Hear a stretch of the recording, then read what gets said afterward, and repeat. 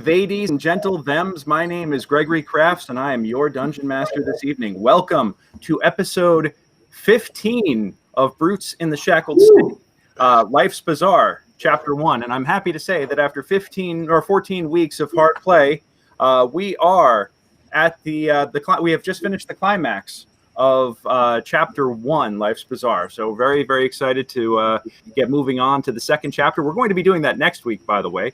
This week, we're actually going to dedicate this episode to a little bit of cleanup and following up on a couple of different things that have happened throughout the adventure. So, let me see if I can get everybody on the screen here. Tonight, as you can see, we're trying out a little bit of a different setup, a new setup. We're using a service called Restream this evening. So I'm hoping that, fingers crossed, that it all, there we go. There's Paul.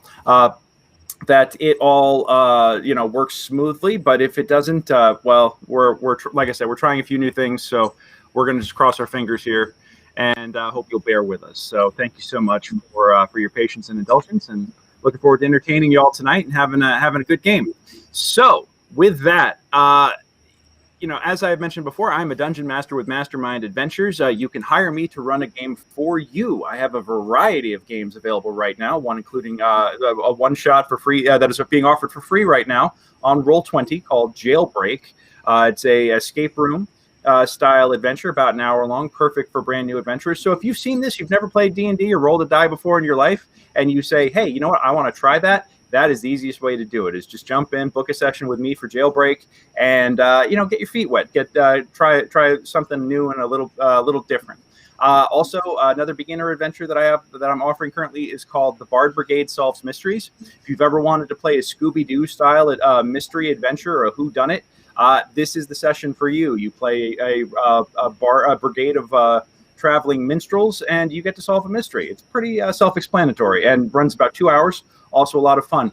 Currently, I'm also offering 2 other one-shot adventures. I'm actually starting to offer Adventurers League adventures. So on Tuesdays now, I'm going to be running Ice Road Truckers, the first of the season 10 of set in Icewind Dale of the Adventurers League adventures. They are all, there's, I want to say about 12, 13, 14 of those, something like that. And I'm going to be offering that through the end of February. And also, I'm offering a one-shot. You could play one-on-one player versus dungeon master in Drow Hard. And yes, that is exactly what it kind of sounds like. You do get to take on, you take on the role of a hero caught up in a hostage situation in a building, and it's you versus 13 Drow to save the world. It's pretty awesome mod that is getting offered on Thursdays. Wednesdays is Bard Brigade. Fridays is Jailbreak. Tuesdays is Adventurers League, and on Saturdays I'm looking to start up a weekly, probably 4 to 6 week long mini campaign running the original Ravenloft. So if anybody's interested in checking that out, you can check that out. You can learn more about me also at mastermindadventures.com. You check me out on there.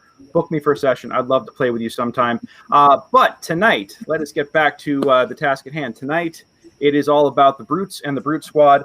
And before I get into introductions, I also just want to say, give sincere thanks, because tonight I'm working on a brand new machine here. You've heard me complain for weeks and weeks about how my laptop was completely underpowered for running a live stream.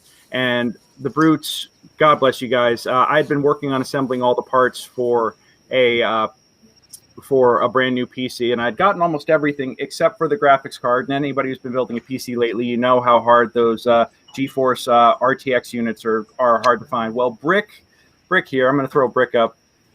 Brick, God bless him. We're already off to where is he gone? Brick here managed to track down a RTX 3070 for me, and the Brutes all chipped in to help me pay for it. So, guys, thank you so much. I love you guys so much, and I'm just so grateful for you and your generosity and how amazing you all are. I can't thank you enough. And now I'm just hoping that with this many people in the stream here tonight, we can actually get that Restream holds up its end of the bargain here and is able to do all the things that it's purported to do. So, but right now it's not even changing camera angles. Never fails. There's always going to be some sort of technical issue. But anyhow, we're not going to worry about that right now. Right now, we're going to get around to the introductions. You know who I am.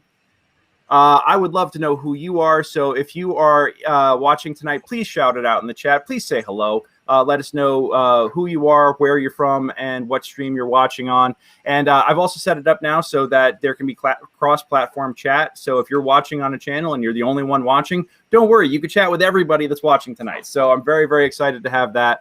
That was a feature buried in the settings that I had to go dig up and find.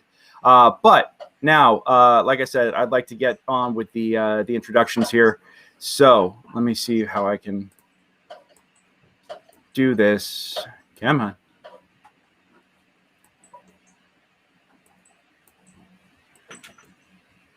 Oh, there we go. Let's start with Joe. Hey, I am Joe McMahon. I am playing Brick, the black-scaled dragonborn warrior who has gotten us into some tight spots recently, but thankfully we have persevered and come out the other side covered with blood and holding great bountyfuls of riches and freed a bunch of kids. I mean, that was nice too. So, all right, and Mr. Greysoul. Hi everyone, I'm Matt playing Greysoul, the half-elf cleric, who, as I understand, having not been able to attend the last session, is responsible for us coming out the other end alive, having had to slightly mortgage everybody's soul for a favor to my god. Is that what happened? Mortgage my soul? It's short duration, quick turnaround, low interest. All right. I'll let you think that. All right. Yeah, that's right. I almost forgot that I did that. It's been so long that we played. I have to remember to integrate that into the next. Okay, that's going to be awesome. All right. In my soul mortgaging haze, I also attacked a CC'd NPC and woke them up while the battle was still raging. And what else did I do that was fun? I think I might have healed someone. Well, once you bargained everybody's souls for a long rest, yeah, that was, Greg found out just how bad my character is at melee. Oh my god, dude, dude, yeah, yeah. We. I mean, you are a supreme healer though, so I will give you credit for that. So, all right, Mr. Lorenzo. Hey, I'm Nate. I'll be playing Lorenzo Ludu, the human rogue, who's richer than everyone, but I think my money got stolen. I have to get that back the last time. And he's just looking to start his own business. Just, entrepreneur. We got to go over your background notes sometime. Oh, it's fun. And right now, a certain paladin is holding something I need. Oh, awesome. Well, that'll be fun. Well, I'll let you guys parlay that out tonight. That'll be great. Lauren. Oop, there we go. Hello, I'm Lauren. I play Tarafirith, the Elven Bard, and I'm really excited to start a new chapter and take a long rest and get everything shipshape again. Yeah, it's been a minute, and you guys haven't even gotten to play with your level 3 abilities yet, so I'm excited to see you guys actually get to work around at full power for a hot minute, I'll find new and horrible ways to screw you over, though, so I promise. Well, you wouldn't be a good DM if not. Oh, thank you. All right, Mr. Birch. Well, I thought I should recap what happened last week. So all of the kidnapped and stolen children and people of the town were rescued, and Birch emerged from the dwelling below, and he was the only one. He looked around. There's no one else there. So he was here. The city is given the key to the city, and big parades for him. And they went to the Church of Hell and said no one else was there. They gave him all the reward. And that's what happened last week. So I'm excited to see what happens now. Nice. No. No. All right. Well, I'm sure if there's one person who's got something to beg to differ about that, it's going to be our last introduction for the night. First in our hearts, Mr. Paul. Hi there, Paul Masterson. In this story, I am. Hold on, let me highlight you real quick. Come on, there you go. Now there we are. Yep. Hi there, I'm Paul Masterson. In this story, I am Sir Feldrican Vorchrist of the Golden Dragonborn Paladin of Helm, showing these folks what a Paladin of Vengeance does, of buying back stolen kids from infernals and cracking heads and taking names. It was epic last week. Now we've got some cleanup to do to make sure that we've got all the goodies out of this dungeon and don't leave any tools behind that we can use to smite bad guys in the future, and gold, because apparently there's slave auctions going around, and if we don't have money to save kids, we might all end up in chains at times. So looking forward to the rest of this adventure. Awesome. Well, thank you guys. I noticed that if I do the drag and drop more slowly, now that I've got more people involved here, then if I do it slowly, it actually does it correctly. So I'm just going to have to go with the slow hand tonight, as I'm going to have to preemptively do my jumps and edits and stuff. All right. So, yeah, let's dive on in here. What did I do with my share screen? Oh, also, I'm going to typically when you're watching the stream here, if you're watching, by the way, if you're watching on Twitch, you do get to have the enhanced features of being able to see everybody's D&D Beyond character sheets live. So I hope you guys enjoy that. Also, though, typically you get to see the people watching the feed, you get to see my view of what everything is. But now I'm trying to set it up where individual players here will be able to share their screens. Oh, why? What do you mean my page is unresponsive? My page is not unresponsive. No, don't do that to me. Okay. Anyhow, really got to get that other RAM stick working. Like I was saying, if you have, if you're watching the stream here, I'm also going to be trying to set it up where you'll be able to see the maps from individual characters' point of view, not just the DM view. So I might be asking players to share their screens instead of being able to see the God mode cheater view that I watch all day. So yeah, I'm very, very excited to be able to do that and offer this. I think this is going to be a lot of fun tonight. I'm really excited for this, and I'm really hoping that these warnings that are popping up right now will stop, because that would be great. Yeah. All right. So with that, let me see. We're going to we're going to try and overlay the chat this evening. This is a new feature that they are. Why is my screen blacked out? That's exciting.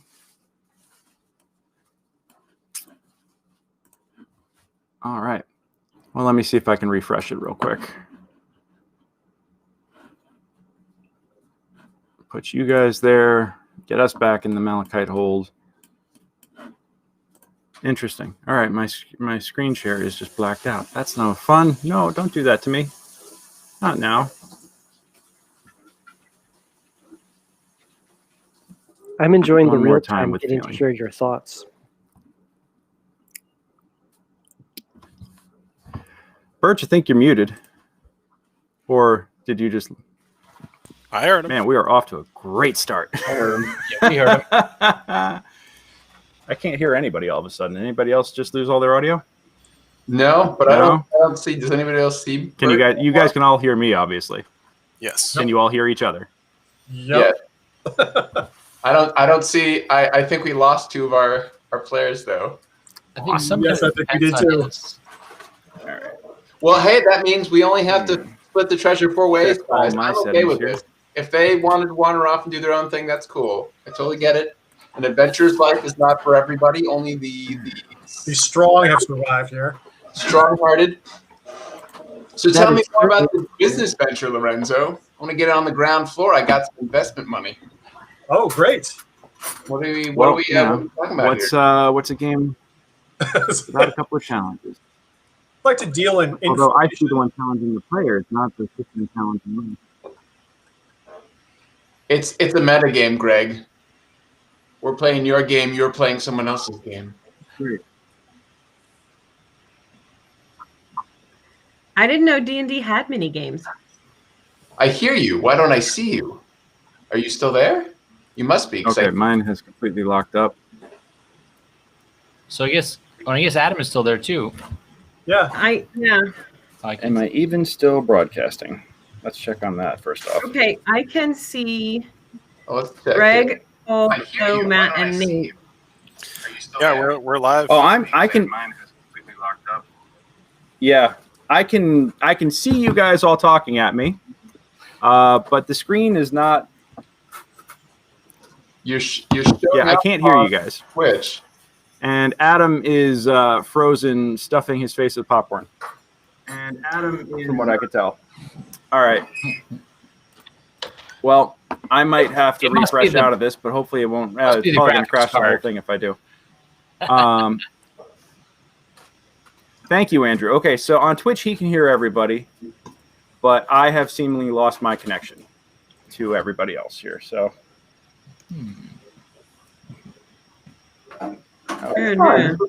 This is the catch-up. This is the mellow, relax, have a beer, count your coins. We defeated the DM. I'm gonna refresh and hope that it doesn't crash the whole thing, because I think that's the only way I'm gonna get a connection back. So I will be right back, guys, and hopefully you will still be with me. Can we just say that we got out of there and now we're at the pub?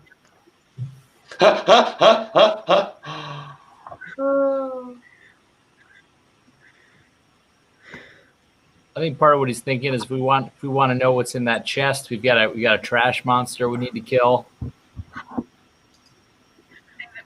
That's true. Hey, we don't. I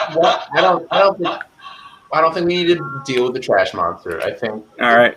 Let monster be.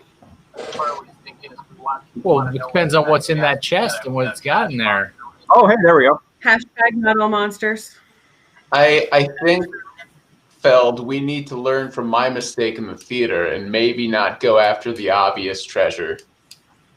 Even though we know there's a monster here, but like tentacled monsters, I don't know how you fight a room, frankly. How do we know it doesn't just want a friend? We don't. Right? A very special friend. You, Greysoul, if you want to test that theory and walk in and talk to the monster, the tentacle monster hiding under the trash, you're more than welcome to. But I think did we take any prisoners last time? I think we've got enough money, guys. I think we can see the beat. Though, get in there. I don't care what you smell. Greg pointed out, the magical items are very, very rare, apparently. So yeah, we can't miss out on a magical cleaver or earmuffs because we didn't have the gumption to face off a tentacle room monster. So do I hear you flip flopping on your? I mean, I don't want to be the first one into the room. I've learned that lesson. Well, the nice thing now too with your shield is that when I switch over to halberd, is that I can reach over top of you. Oh, and that's I think going to be a bit of a. We were getting. Are you like a forward over my shoulder, or you're like poking over my shoulder? 10-foot reach. Damn. Did we kill anyone last episode with half plate armor? We did. I haven't checked any of the bodies yet, have we? I mean, we killed a lot of people. We were the murder hobos. Yes. I mean, we have homes, so we're not really hobos, but we were. Just murderers. It was a rightful killing, so maybe not murder. So really, we're yeah. Those captains had half plate. Hobo manslaughterists. Killer homo. Hobgoblin slaughterists. Tax-paying. Yeah, that's right. We pay taxes. We're legit. I know, right? Oh, man. We do whatever we want.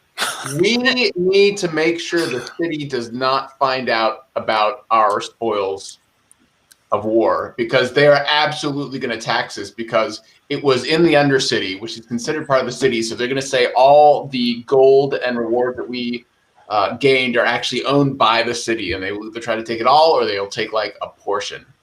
See, right? This is why I told them I don't live there. I'm just passing through. I'm well, that's not going to help us, right? But if we're passing through, we're taking goods that were found in the city, which they will say were rightfully claimed by the city.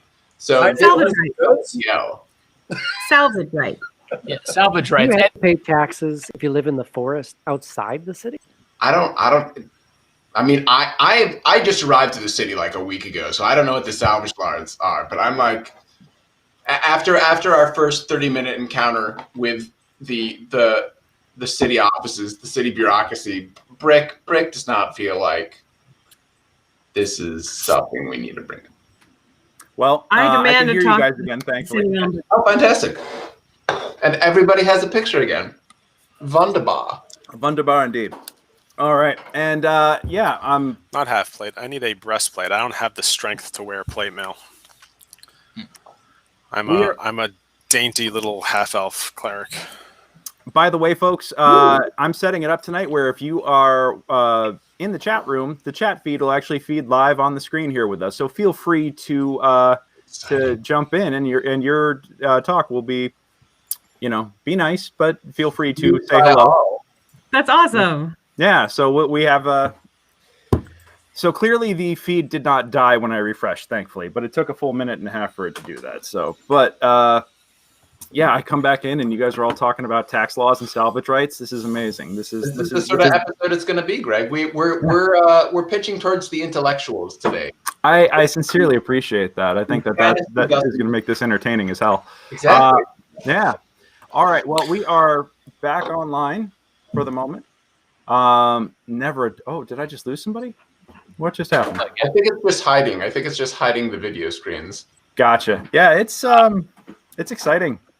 This is it was Matt got disabled somehow. There we go. Cool. All right. So let us dive right in, and if there are problems, then we will figure them out as we go. I'm hoping that it all stabilizes somehow, but we're just gonna work it out. So as we ended last session, you guys have managed to go in and find a whole bunch of folks who had been held as captives. Some of them are clearly traumatized and are still kind of like staggering around in disbelief. Some folks are itching for a fight. As I mentioned before, you had that one retired adventurer who promptly blew the head off of her captor the second that she was released. So there's that. But you're still down in the Malachite Fortress right now. And I would like to know what you guys want to do. And technically for the moment, I should mention this on stream too. Amanda and Vic, two of our members, are actually going to be taking some time stepping away from the campaign for a little bit due to real life busyness and real life things coming up. That happens from time to time. We love them, we miss them, and they're going to be coming in and out as time and life permits. So we look forward to when we will be able to have them back adventuring with us. But for the moment, what you guys notice is that Wookiee goes off to talk with her friend that she rescued. You caught that her name was Maple, and after a few minutes, they've disappeared. It seems like that Wookiee came for found the person that she came for and decided to peace out. And Fario and Katha, Vic, volunteered to start taking people back up to the surface and start escorting people out in groups. And they just say that we got to get some of these folks out of here now. So they're going to start taking small groups of captives back up to the surface. So that is what our erstwhile players are doing, or their characters are doing. Before Wookiee takes off, I'd like to have a talk with her about honor among thieves and get my money back that she took. All right, I will. I'll let the two of you sort that out in the Facebook group. But yes, that will we will rule that happens. That whole thing was a mess trying to adjudicate that pickpocket fight in the middle of dealing with everything else. So it's like you guys are killing me. So are we confident that there aren't any more immediate threats as we've been rounding up these prisoners and stuff? Well, in the areas of the jail, you guys have not found any more prisoners. Okay. The folks that were in the kitchen seem to have overtaken the goblins that were in there. They were Hello, Miranda. Pardon me, guys. Miranda, come here.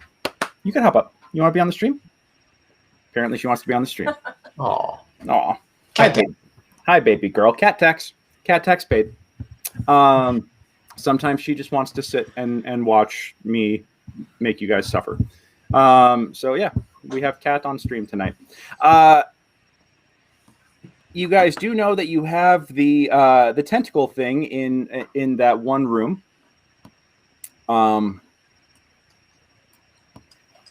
When I was in there, it Were was you just guys- trash and tentacles. Like, I don't remember there being anything related to a treasure. It seems like more a trap than worth exploring. You did see a chest in there. Oh. Yeah. Do you mean like torso or chest? No, like a full of goods chest, you know. Yeah. Saw some pecs in there. Yeah. All right. I stand corrected. Greysoul, were you serious about potentially going back and trying to get the treasure out of that room? Why not? Well, Birch said it was talkative, right?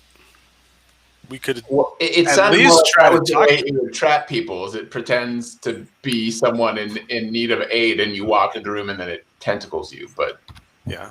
Well, oh, Tarafirith is making bad puns. Oh, is it pun time? Oi. You never No, know what to expect.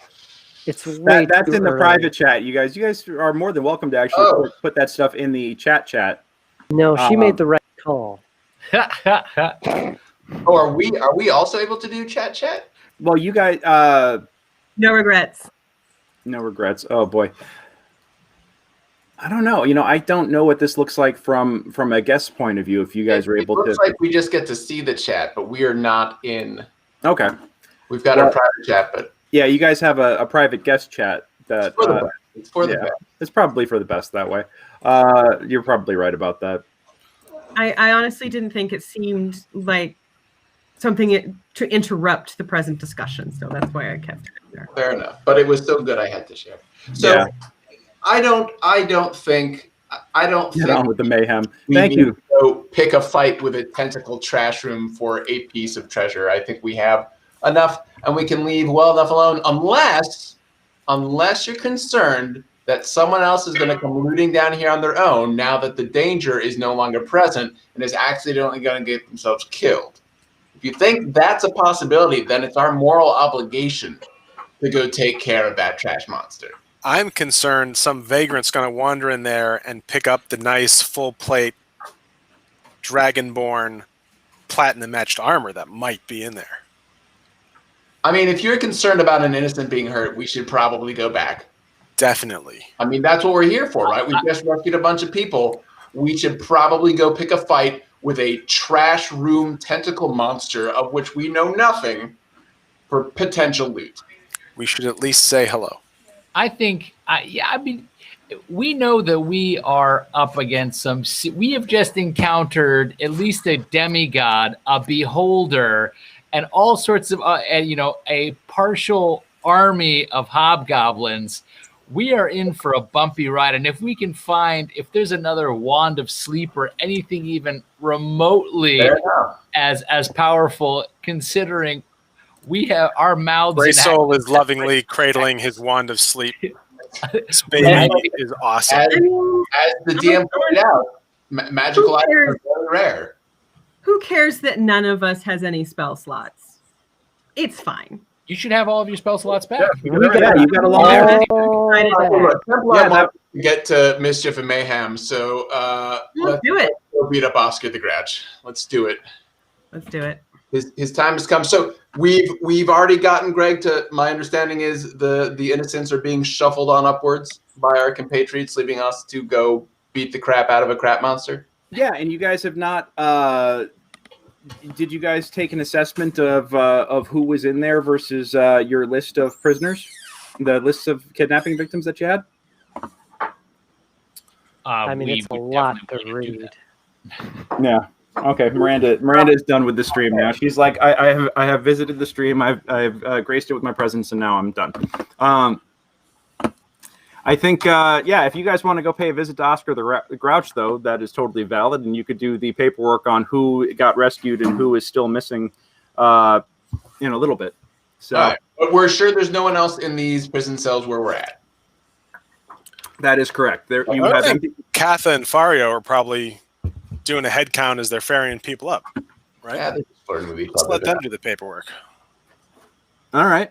And the automatons, even though we now have no way to find out who hired these folks or who they're a contingent of, even though we don't have a hobgoblin, the automatons are just letting us walk past them. No, you do know that if you go through without an escort, the automatons will attack.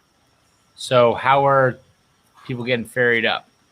Well, the thing is that there are 3 wings of the prison, and there was nobody in the 2 wings that were guarded by the automatons. There was a 3rd wing that has another set of exits that you are ferrying people through to get around them. Oh, so we're not taking them back across the rope bridge that we were by earlier? I thought we were leading them back into the room where we confronted the bad guy. That's not a rope bridge. That is a bridge.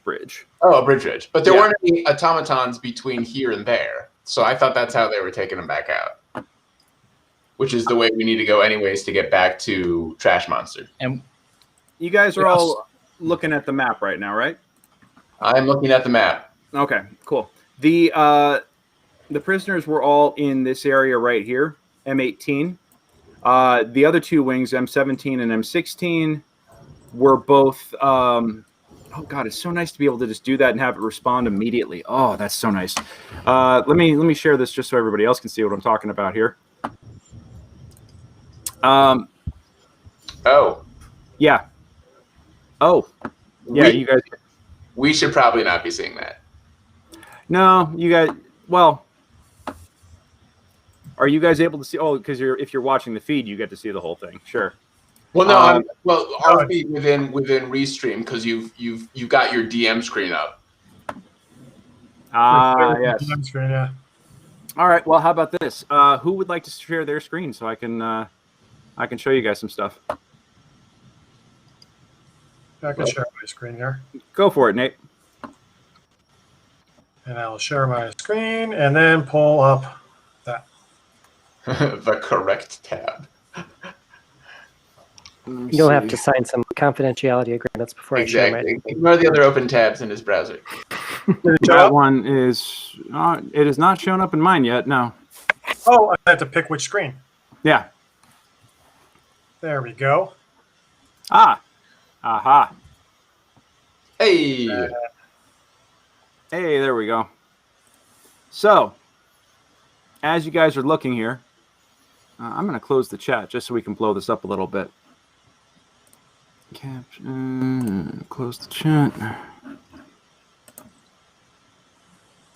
Learning the new interface. I will get faster as we go about this. You guys found that all the prisoners were down in this area. You did explore, most of you guys did explore the prison wings that are over here and up here, the 2 wings of the prison.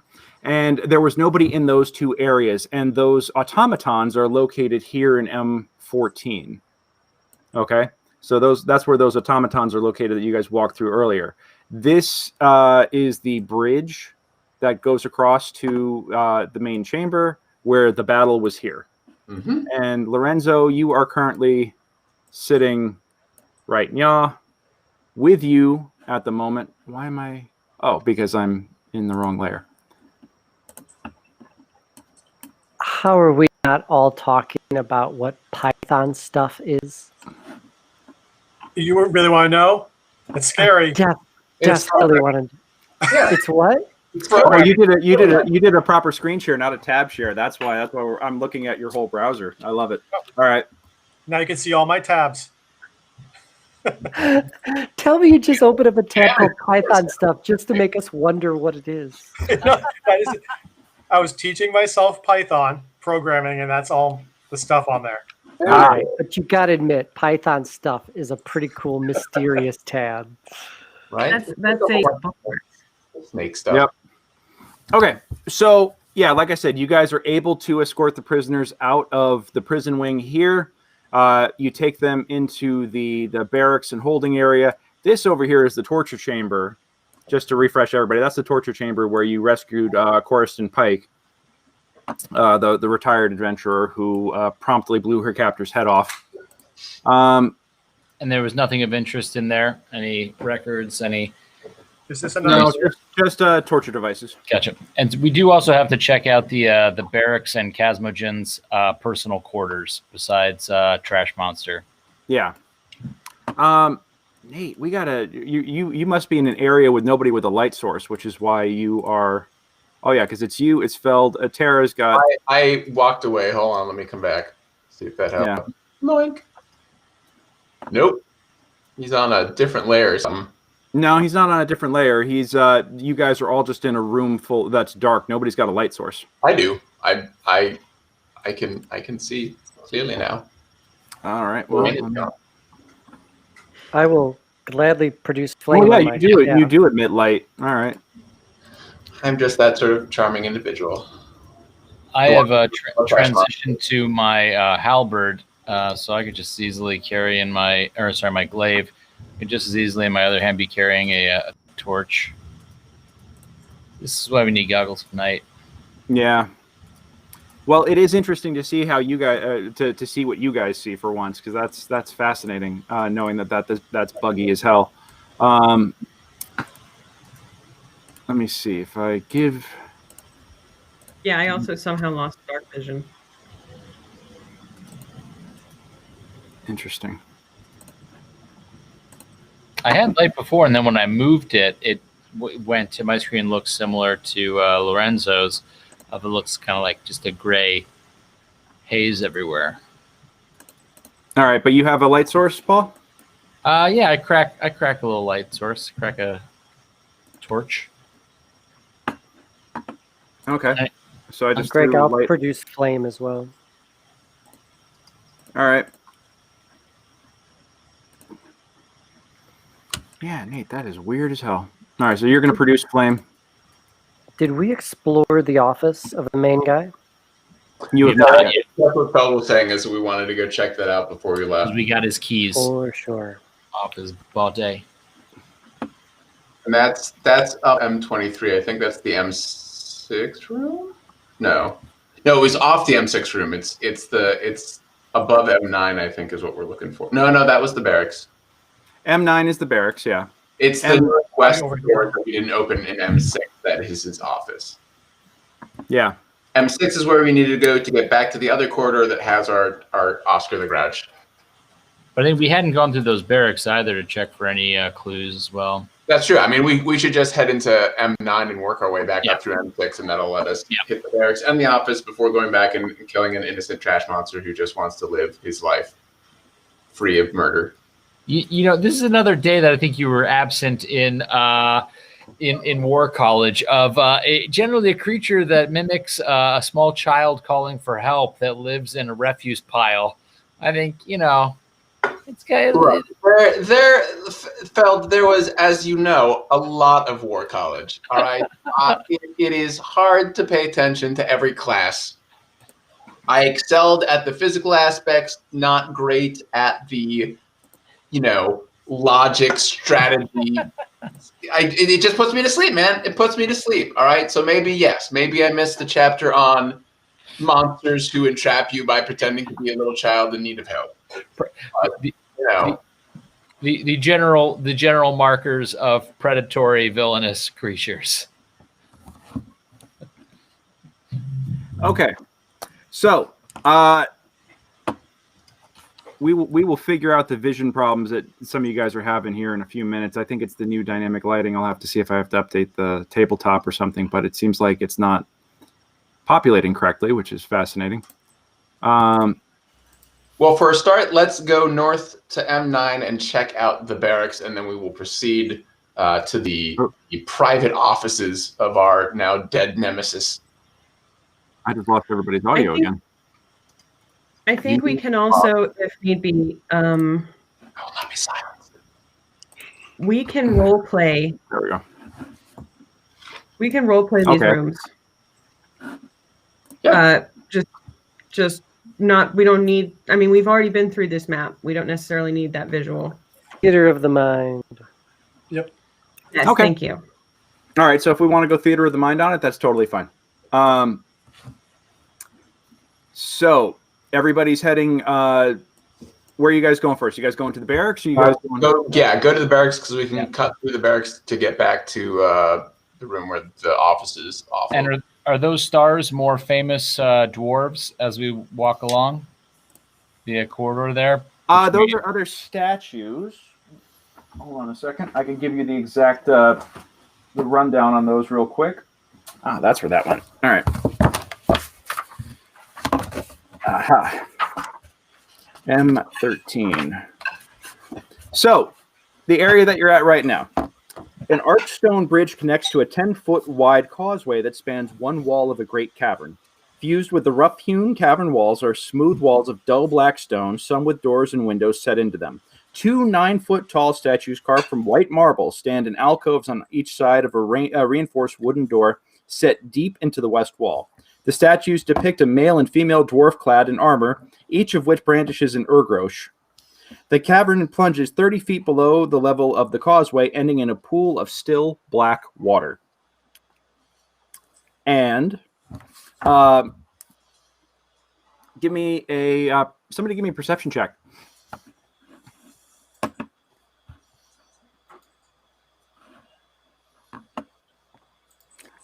All right. As you guys are looking, you can see that there are nameplates on the statues that are of dwarves. One of them, the female, bears the last name Glenannon.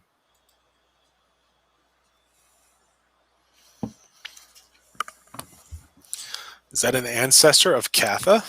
Perhaps. Well, she was pretty familiar with this place, so I guess could be knowledge passed down through the family. She's clearly a beholder. We should remember the name so we can ask her about it later. Yep. I will. What was the first name? Loading, please. The first name was loading. Please wait. Loading, please wait. Dwarvish name. Tim. Mary. Fred. Yep. How am I doing? 1 second. First name Galenda, last name Glendannon. Dwarf name generator. Glenn. If I hadn't just made this up on the spot, I would have had a more. You fool! Yeah. Jondalin. Jondalin. Jondalin Glendon? Yeah, Jondalin. Jondeline. Glenannon. Jondalin Glenannon. Yeah. That's a tongue twister. Yep. Man.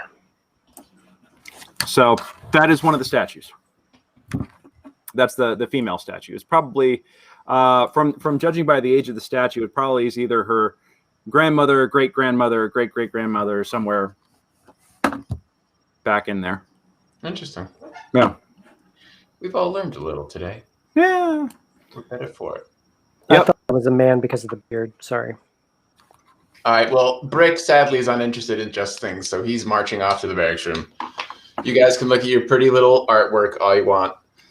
All right. Well, you guys march northbound to the barracks. Okay, and up in the barracks, what you find is that you come in and there is the traditional, as you've come to expect, it, fire beetle in a cage that is giving off a hellish red illumination within the room.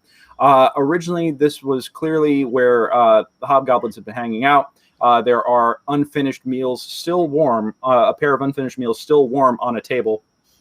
Those meals are not appetizing to a human or elven palate. It looks to be some sort of fricassee of rodent.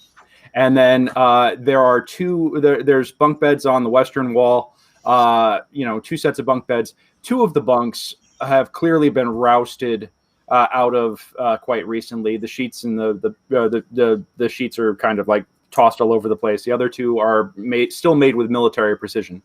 So clearly they had, 2 had been woken from a slumber and 2 had been mid-meal when all hell broke loose before they met their final reward.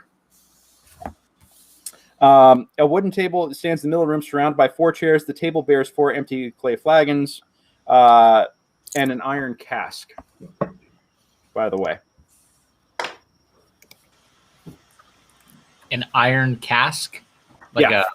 a liquid holder? Yeah. Any No, liquid's in markings on the cask? I'm sorry. Any markings? Any particular markings, or just a plain old cask? It's a plain old cask. It looks to be like a reusable one. All right. Yeah. Are there any supply chests or anything by the bunk beds? I'm sorry. What? I lost you there for a sec. Are there any any chests or anything? Any storage in the room by the bunk beds or anything? Let's see. You guys aren't going to Nope. be using? All right. Nothing like that. Fair enough. Yep. No papers. No, you basically search the room, make sure there's nothing of. No, it's typical Value interest. soldiers' quarters. I mean, they died with what their belongings were on them, their armor, their arms. You know, in here it's pretty much where they sleep, and yeah. Well, then let's keep heading north back into that M6 room that we're with, where the private offices. Okay. Well, as you guys go out into the hallway, you do notice that there is a door that you did not open immediately on your left. Oh. And this is in the hallway behind the secret door. That's correct. All right. Can someone check it for traps before? Yeah. Can we have our resident Trap lock checker. Lorenzo? Can you come check this door so no one gets killed? Am I checking for traps or am I lockpicking? I'm checking for traps. If you're comfortable, You should have the keys. Go ahead. Lock pick away. Go for it. If you just lockpick it, simultaneously you'll be checking for traps. Well, we also have the keys, but yeah. Oh, that's Do true. we? We do have keys. Well, Yeah, we have as the- you, Sorry. well, I keep forgetting you guys can all see my DM screen view now, and that's no fun for anybody. So as you go to unlock the door, you find that the door is not trapped, and using the key, you do manage to open it successfully without any sort of hazard. The door opens wide. This room is horridly appointed. Horridly. The walls are carved with tall, narrow niches piled high with skulls and skinned hides of various monsters that hang on the bare walls between them. A large chair made of monster skins stretched over a framework of bones stands in the middle of the room. There is a draconic skull surmounting the chair, empty eye sockets staring menacingly at the doorway. Behind the chair, near the far wall, a bed of soft moss and fungi sprouts from a large heap of carrion. A few bones lie scattered around the bed. So there's a throne, a bed, and nothing else in the room? Well, I mean, like I said, there's animal skins on the walls, and then also little alcoves with skulls and other bones. And In terms of furniture, though, there's just a throne and a bed. Or pretty much, yeah. a bed of bones with moss on it. Yep. I'm going to search for any hidden things in these Yeah. alcoves or behind Yeah, the it's wall. super weird to just have a room with a creepy ass throne in it. Something's hidden in here. Okay. Should I be seeing everyone on the screen? I feel like I'm on my own little layer in darkness. Me too. I think everybody's dealing with that. I updated to the new dynamic lighting, and I think that totally hosed everything. So I might have to go back in and mess with people's settings. I will see what I could do on the break here. Right. Yeah, that's something. That's one way to put it. That I'm putting it on the list of bugs to fix for next week. But yeah, apparently light sources are not functioning right now. Let me just see if is there anything I do. Yeah, I think our idea, guys, and correct me if I'm wrong, is there's got to be some sort of paper trail on who he's been dealing with, what his monies are, how he's moving, some aspect of his criminal enterprise. And there's also the room that he led the one buyer into. You just revealed everything, Greg. Ah, crap. I'm not looking. No, it's fine. We can probably I mean, expect to find that kind of information in his personal quarters, right? I could tell you guys, Yeah, you guys have stomped most things here. So, well, this is his personal quarters. I can tell you that. Oh, I thought the personal courses were the. Oh, okay. I thought that was the another room out into the northwest. All right. Well, there's definitely got to be something in here then, other than a creepy ass throne. Yep, I rolled a 19 to search this place. You rolled a 19 to search. Okay. Yep. Cool. Well, you do manage to find a secret door hiding out in the southwest corner. We don't need more doors. I will announce that I found a secret door, and I will let someone else go through it first. Break if you want to. You sure don't want to jump in there, Lorenzo? Someone open the door. So I would have gone in first anyway, so I will accept my fate here.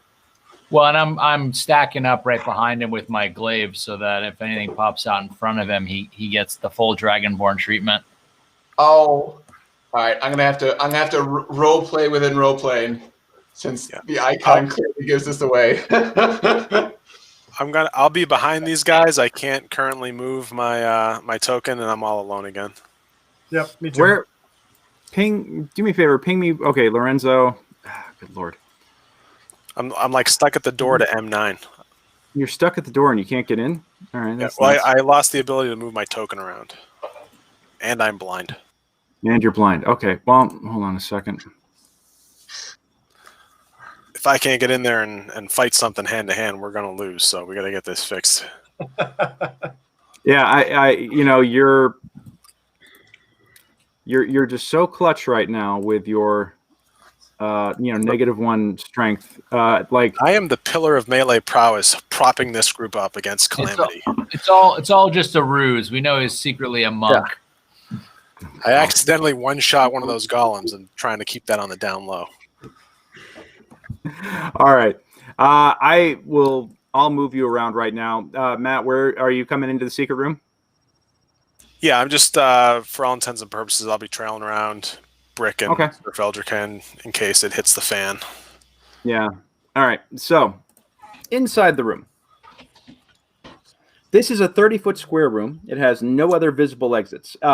In the middle of the chamber rests 3 padlocked chests, 3 casks brimming with coins, a small stone bowl filled with gems, a heap of armor, and 2 large shields used as trays to hold even more coins. Various other trinkets and trophies add to the trove, including a gem-encrusted horn, an ornate walking cane, and an engraved golden gong hanging from an intricately sculpted wooden frame. An iron lever juts from an iron plate down in the south wall. The lever is currently in the down position.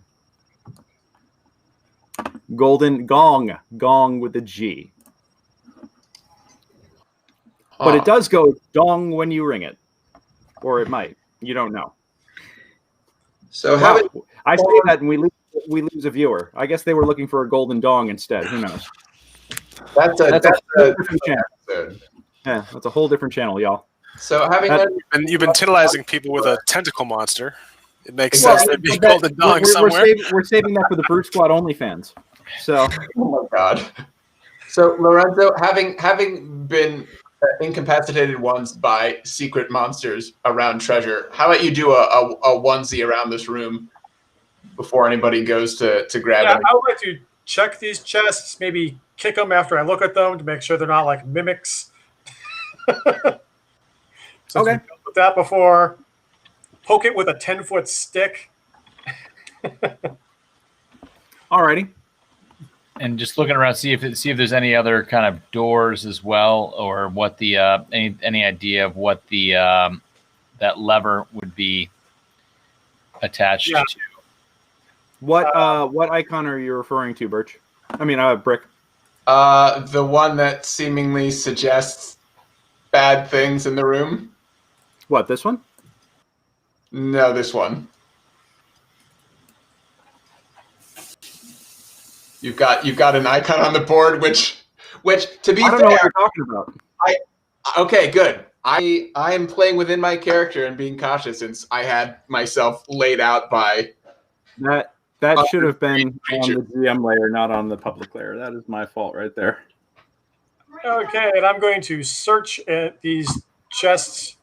Really going to look at them really closely. All right. So. Not that close.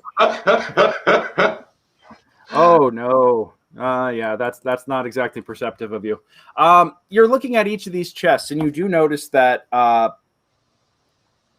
one is iron-bound and has handles on its sides for easy transport. That's awesome. Another is blackened by fire and has a toothy, crescent-shaped grin painted on its front in dried blood. And the third has copper fittings, a dagger-shaped symbol carved into its lid. Okay. So, Lorenzo, are these good to go? Yeah, sure. Go ahead. Open them up. Jesus Christ, Nate. Yeah, these are weird. I don't trust these at all. This one looks like it's going to catch on fire, the way it's like burned on the sides. This one's got like a dagger on it, so it's probably going to like bite me or eat me if I try to unlock it. This one, though, looks good to go. You can pick it up on the sides, carry it around.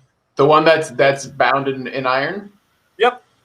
Do any of the keys? I think Kazmojen's keys had 3 keys, right? I mean, do any of them seem to fit on these chests? Is there anything Yes. that There are 3 keys and 3 chests. But one of those keys was opening doors into the office and stuff, right?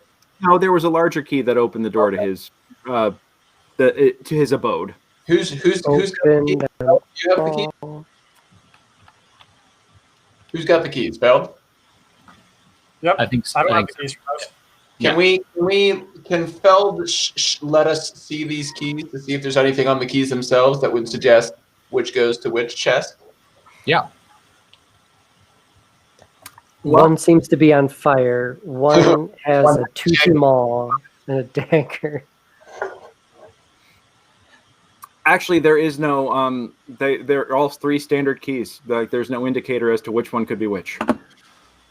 Well, if someone's going to attempt to open these, I'll give them resistance to give them a bonus to their saving throws. I'm pretty beefy, so it's either going to be me or Feld. So why don't I go ahead?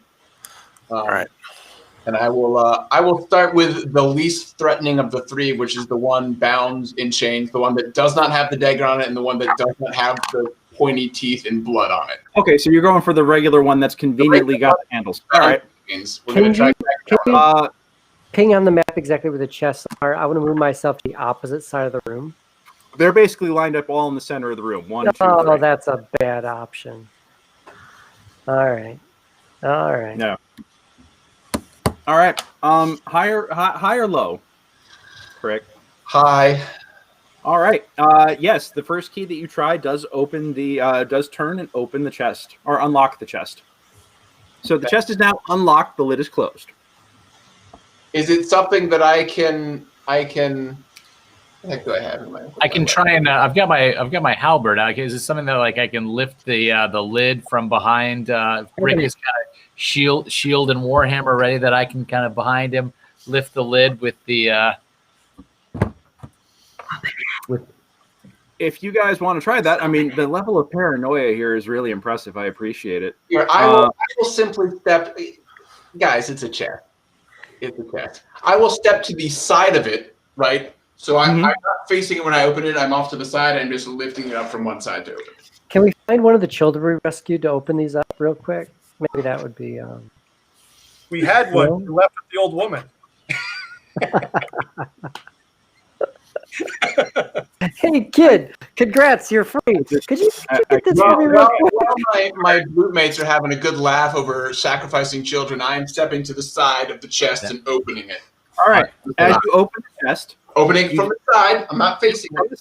From the side. You open it up, and on top of a bed of silver, there's a bed of silver pieces all the way up to almost the top of this. You find 4 large iron keys shaped like black demons resting on a bed. Or black demons. The keys are shaped like black demons. Okay. And they are resting on a bed of silver pieces. More keys, more doors. I will pick up the 4 keys. All right. You have 4 keys. You have a ring with 4 keys shaped like demons in your hand. Interesting. And there's no silver now, other than the chest and the gong, the pulley, the lever on the wall. No other noticeable things. Keyholes. Go to. No other keyholes, anything like that. Yeah, you don't recognize what these keys might be too. All right. Well, I will hold on to the keys. Guys, we've got a chest full of silver. This is a good start. I'm very optimistic how the rest of these will go. So I'm not. I don't think I'm going to open the one that has the bloody teeth drawn on it. That is even for Brick a little bridge too far. So we'll go to the one that has the dagger etched on it. Mm-hmm. I'll go ahead and unlock that one. All right. Okay. You take one of the other two keys. Okay. High or low. High. Once again, you naturally select the correct key. You turn it and unlock it. All right, same deal. I'm going to walk to the side of the chest and just sort of open it up that way. What's your AC? Clearly high 20. A spectral dagger appears floating over the chest as you open the lid. It seems to thump, pop out, and it turns to you, point first, and thump, tries to stab at you, and it binks off your armor, and it floats there, and it looks like it's readying for another strike. I will slam the chest back closed. The dagger is still there.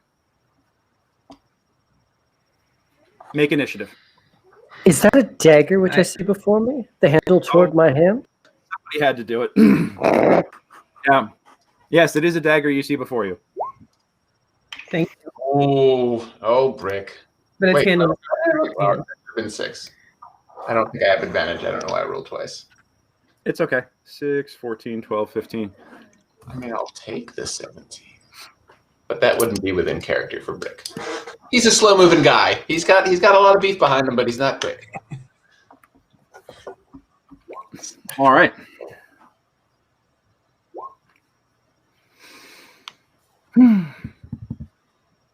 So, let me see here. Feld, you are first to act. There is a spectral dagger that has just appeared that just tried to stab your buddy. I am going to swing at that spectral dagger with my halberd. Or why do I keep on my halberd? My glaive. Your glaive. Go for it. All right. I feel like the spectral aspect of this is not going to 12. fare well. 12.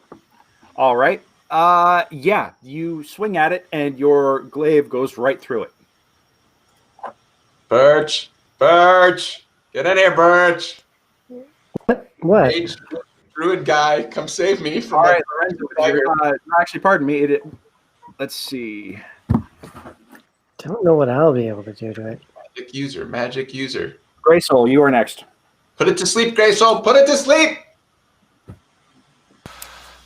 I don't think you can put these things to sleep. We're down to one charge on this bad boy. I'm being facetious, Greysoul, and I know what that word means. Sure you do. All the time in college. So weapon just passed through this thing? That's correct.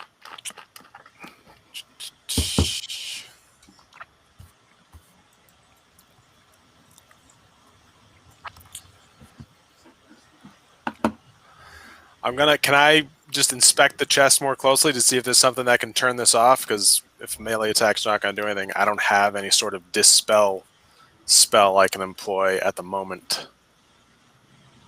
I mean, honestly, it looks like that there is. Give me a perception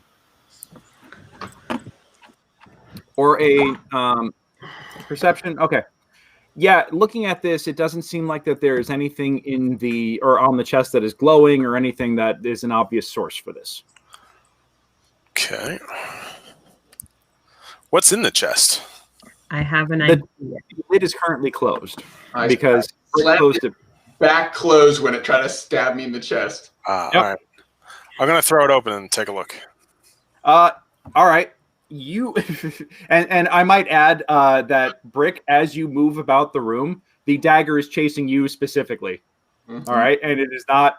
It seems to be ignoring everybody else. Fair enough. Yeah. So Matt, you open up, or Greysoul, you open up the chest, and it is full of.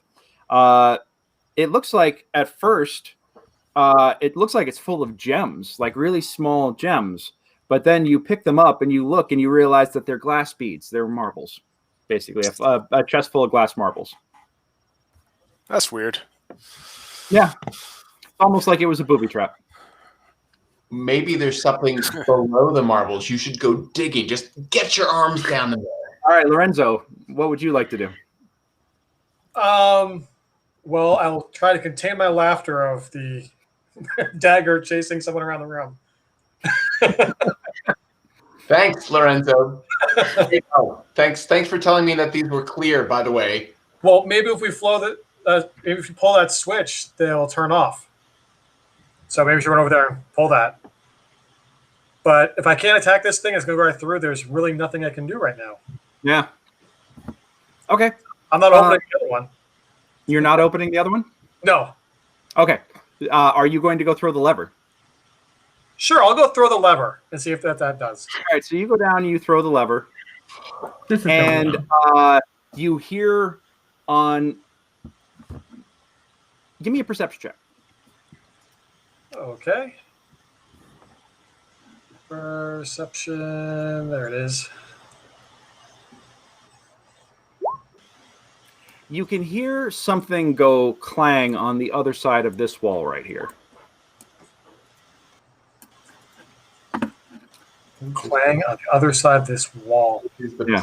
More automatons. Oh, maybe we turn the automaton off or something. You don't know for certain. Yeah. But it gives you pause. It's kind of like, huh, what was that? So I'm now sharing this for everybody else in the feed so they can see what we're talking about here as we're going through stuff. But everybody's down here. There's a reason why I'm not sharing further south for the moment.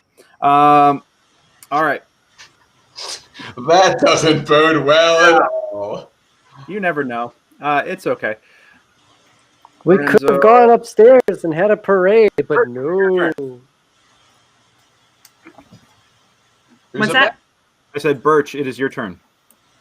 Oh, I'm sorry. I'm just over here making jokes. I will attempt to flame attack, produce flame on the dagger. I don't know. Why not?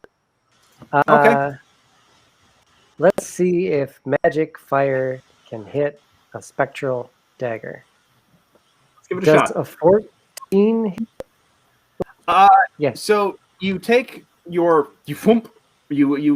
summon a ball of flame to the top of your staff. You take the because I'm trying to remember your process here. You have a very specific process. That sounds like me. Do you want to hand gesture it for me real quick while I got you highlighted? Yeah. Right. It's already lit because otherwise I can't see great. Mm-hmm. And so I take the flame off and I throw it at the dagger. All right. Yeah, you actually toss it at the dagger and it splashes up against. It goes through the dagger and splashes against the wall. Oh, didn't affect it. Yeah. Are we sure this thing can even hurt him? Do you want to find out the hard way? Let's sit back and find out. No, I want him to find out the hard way. Well, if nobody can do anything, I've got some ideas, but we'll see. All right. Well, it is actually now the dagger's turn again. So we are going to roll that real quick. That is a 15. So it pinks off of your armor again, and it's almost like it tickles a little bit. It's like, oh, it's just not quite, piercing through. It's like, oh, this might not be so bad. Try negotiating with it. 20 years from now, just a little dagger following around, constantly pinging me in the chest. Yep. You'll get me someday, dagger, but not today. Not today. Name it Boop. Name it what? Boop. Boop. Sit there. Boop. Boop. Boop. Boop. Yeah, totally. I love it. Okay. So next up, let's see. I think it's me. Oh, yeah. Okay. Okay, I'm going to cast Mage Hand.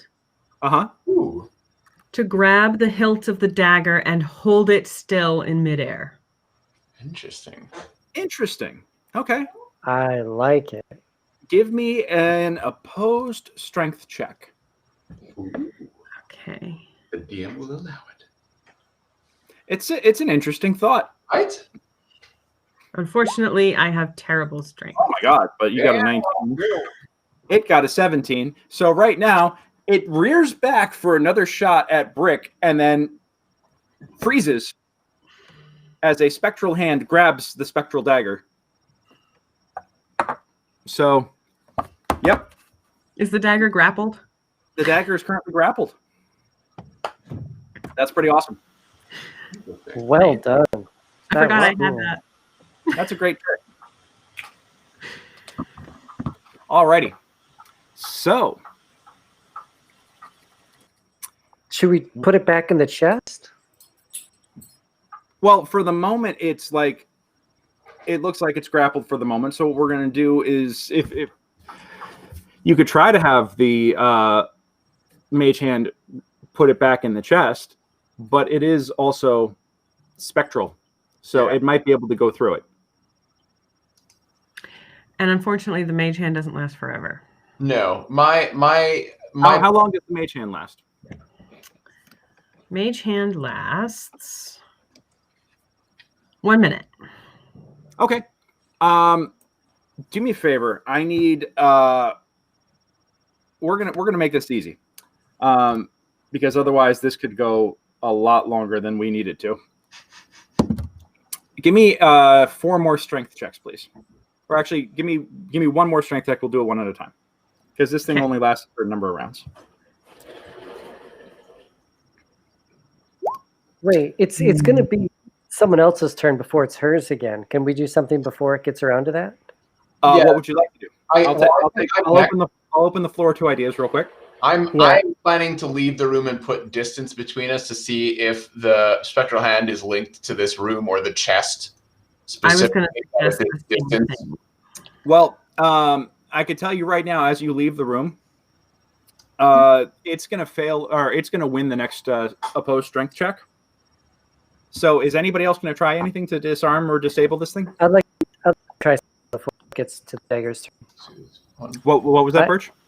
I want to grab the chest and open it up and close it on the dagger and the mage hand. Well, they are floating in midair, so you'd actually have to lift the chest up and try to Pac-Man it, basically. All right, give me a dex check. Oh, sure. Go around the corner so they can't see me. Let's see.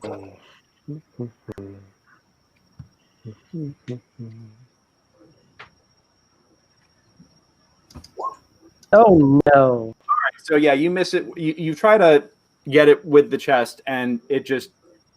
Clearly, you're also trying to be like, no, don't attack me, and you try to chomp it, and it doesn't work. Someone else, please try this. Yeah. But I can tell you right now that the next at the next opportunity, the dagger does break out of the mage hand grapple and goes to attack, goes seeking after Brick, and is going to miss completely. It comes blowing through the door so fast it actually whizzes right by Brick completely and doesn't even connect with him. Yeah.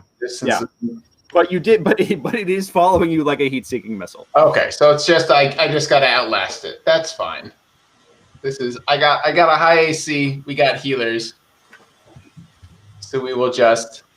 I mean, maybe we should keep this dagger around. We just got to put you on the other side of our enemies, and the dagger will do all the work.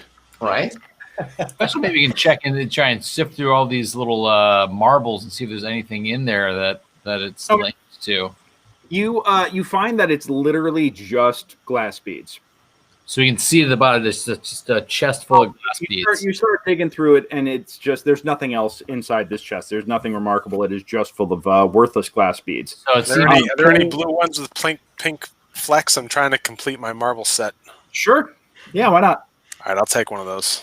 So, Greg, Mike is playing with friggin' marbles. I'm going to stay in this room by myself just to avoid anybody else get damaged, and I'm just going to stay facing the dagger at all times, and I'm just going to wait it out and hopefully get through my armor. Do you have a shield, Brick? Can I Pac-Man it again? That is a great question. I'll let you try Pac-Manning it again. But let me tell you right now, Brick. As you get into the other room, you turn to face it. It turns to face you. You two size each other up, and it goes whap whap whap whap, and you get hit. Okay, a lot. Well, I a lot is a strong word, Greg. I think. You take 10 damage from 3 different successful blows. All right, and it rears back for another shot, and then boom, plinks from existence. All right. I yell back into the room. Ow! First of all, it's gone. If anybody wants to open that third chest, I'm not the one doing it. Someone else can pay the blood price for the creepy ass teeth drawn in blood. Bullshit. Can you open it up using the third key with mage hand from across the room?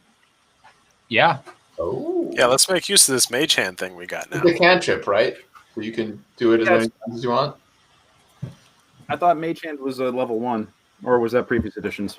It's always tough for me to remember what's what. Isn't it? I think. Is it a cantrip or a level 1? I thought it was a level 1 cantrip. Oh, it is a cantrip. So yeah, no, level 1 is there's cantrip, which is level 0, and then there's level 1. Yeah. That's yeah. So I just Googled it real fast and got an immediate response. Oh, the puppy! Hello, puppy. Hello, got her first haircut today. Mage Hand, thank you, Allison. Yes, Mage Hand is indeed a cantrip. All right. Well. All right. So yeah, Tara, if you want to Mage Hand that, Tara, so I don't have to lose half my health roughly. And I'm gonna walk. So Brick has walked back in, right? I am walking back in. There's some dents in my armor. There's blood seeping out. Yeah. Well, I'm just gonna walk over to you, and I'm just gonna slap my hand on you, and I'm gonna heal you right up. Oh, thanks, buddy. Yeah, buddy. Okay. Yeah. I'll use Mage Hand to unlock the next chest and slowly lift the lid. All right. And as you can see, as you lift it, you see that the inside is a layer of coins that seem to be blackened and melted as if they had been exposed to a very, very large heat source. Nothing else is happening? No, nothing else happens. And can we tell at all the metal? Whatever it was, it's worthless now. But is it surrounding? So not gold. Not anymore. I mean, you can try tipping it over and seeing if there's something underneath it. But I mean, we've already got a chest full of silver. Yeah, I'm fine to move along, frankly. Also, there's that whole thing, the noise from the other room that I'm a little concerned about.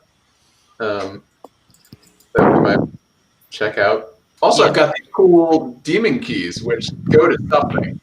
Really jonesing to find out. I think we're going to want to take all this stuff back to the Church of Helm anyway. I mean, so, people who are a bit more wise than we are in terms of the items, in case we're missing something, we don't want to leave. This Kazmojen fellow is, if he's amassed a bit of a little empire here, don't imagine he's keeping stuff around for no reason. And better to, just because we don't know what it is, doesn't mean that other people aren't going to come looking for it. And perhaps better minds than ours with more magical knowledge would also perhaps take a look at it. Anyway, yeah, I think we should find out what the clanging is too. Okay. If you want, I have identify. I can identify if you're curious about something. I'm curious if I put a coin inside this melted chest and close the lid and open it, if my coin is melted or not. You take a coin. You put it into the chest. You close the lid. You set the timer to 30 seconds. You hit start. It sounds like popcorn. You open it, and there's popcorn. No, I'm kidding. It's the coin is untouched. Okay. Huh. Yeah, but so nobody else wants to do anything else about the chest, right? It's just taking them with us. It's filled with what appears to be melted metal of some sort. Well, I wouldn't say that it's not like it's melted solid. It looks like it's coins that were valuable at one point, but are now kind of like blackened and ruined, like they've been. But it's not like a solid piece of fused metal or anything. And all right, well then I'll does this chest have like handles on the side? No, it doesn't. It doesn't have any sort of convenient handles on the side, but I'm going to go to the side of it and tip it over. But before he does that, I'm going to pop off a divine sense.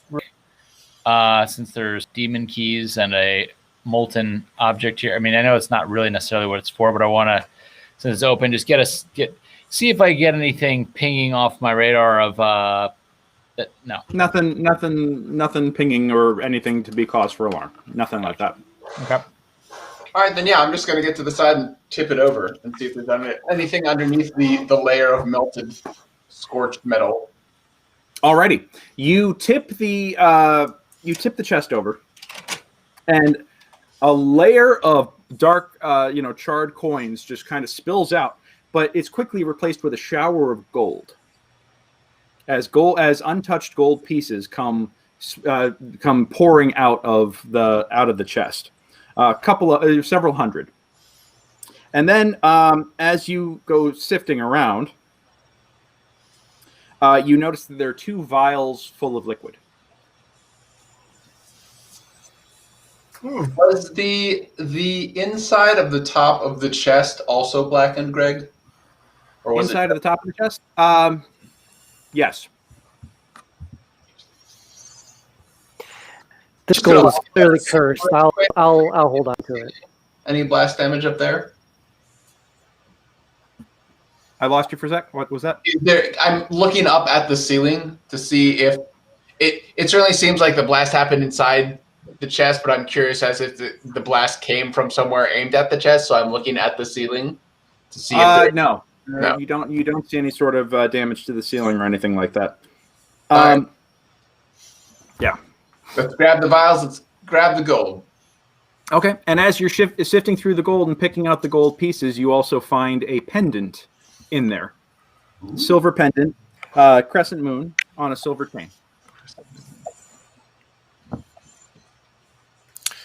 Would you like me to identify? I do a religion check. Yeah. Tarafirith, would you like to identify this crescent moon pendant, please? Or is that something she can do? It is it's a pendant dedicated to Selene or Selune. Oh, Selene. What do I or anybody in the group know about Selene? Or Selune, pardon me. Does anybody here know? No, it's not a holy symbol. I can tell you right that. But she is. But she's also known as the Moon Maiden, Our Lady of Silver. She is a goddess of the moon, and that's as a cleric, you recognize a symbol of another church. But this is not a holy symbol. It's not something that you could actually use to channel any sort of divine power through, but you recognize that it's almost like a St. Christopher medallion. Oh.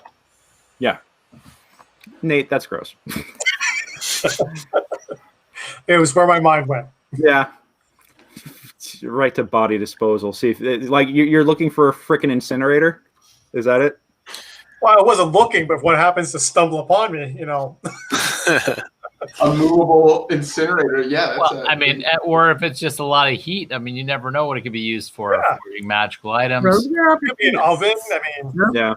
Sorry, sometimes sorry for folks watching the feed. Sometimes you I'm never going know to what kind react of to trouble. things that happen in the private chat that I'm monitoring. That's just the players. So. We can kick off our dungeon gating cooking business. Yeah. You toss a raw chicken. You shut the chest. You count to 5. Yeah. Honestly, that you could be selling a hobgoblin well done, meat pies. As you've been digging through these chests and stuff, have there been any further noises from the other side of the wall or from the other hallways or anything? Okay. You haven't heard anything, no. Okay, that's fine. Yeah.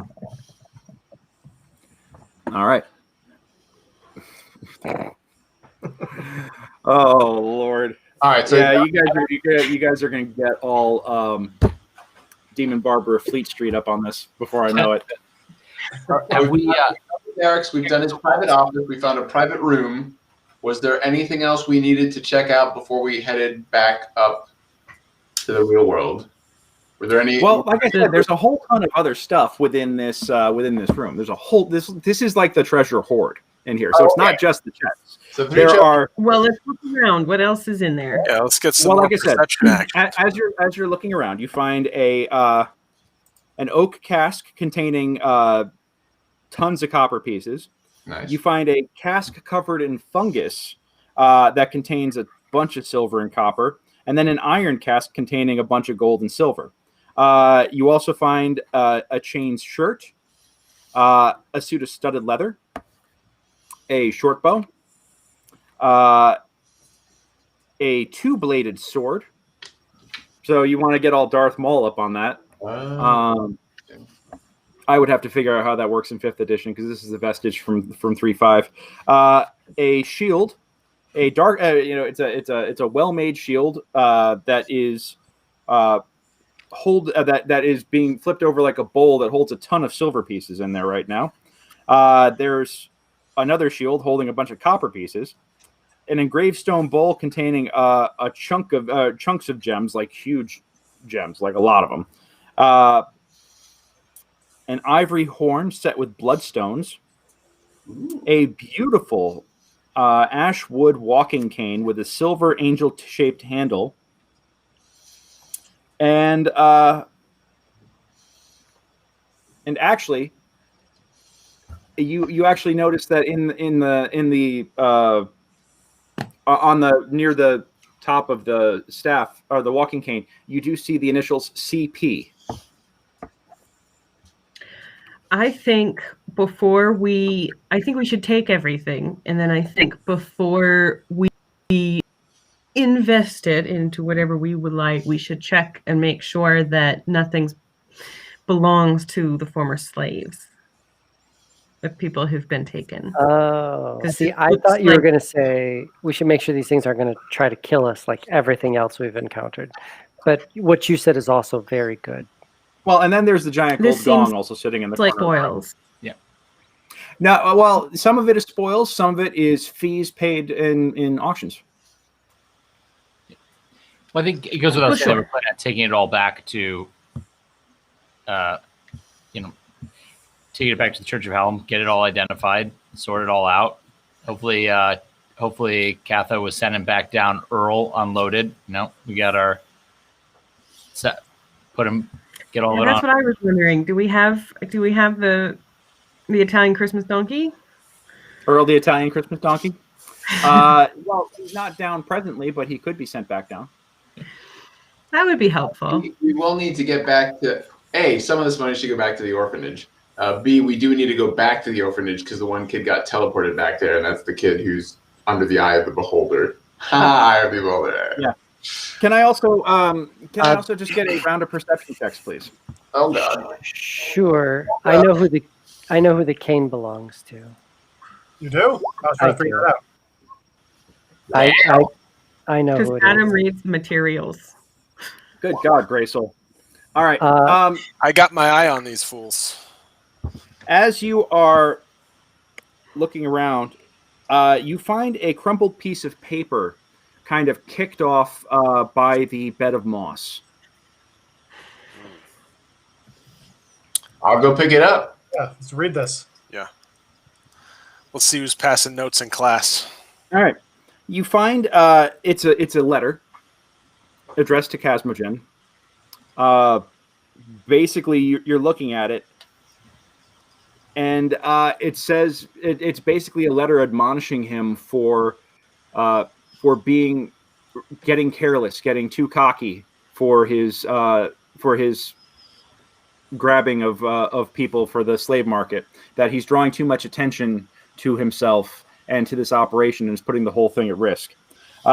Being too successful is the way that it's phrased, but it bluntly says that this kind of attention that he's drawing is going to quickly draw the wrath of either adventurers or do-gooders or potential competition looking to knock him off, and that he needs to start maintaining a lower profile.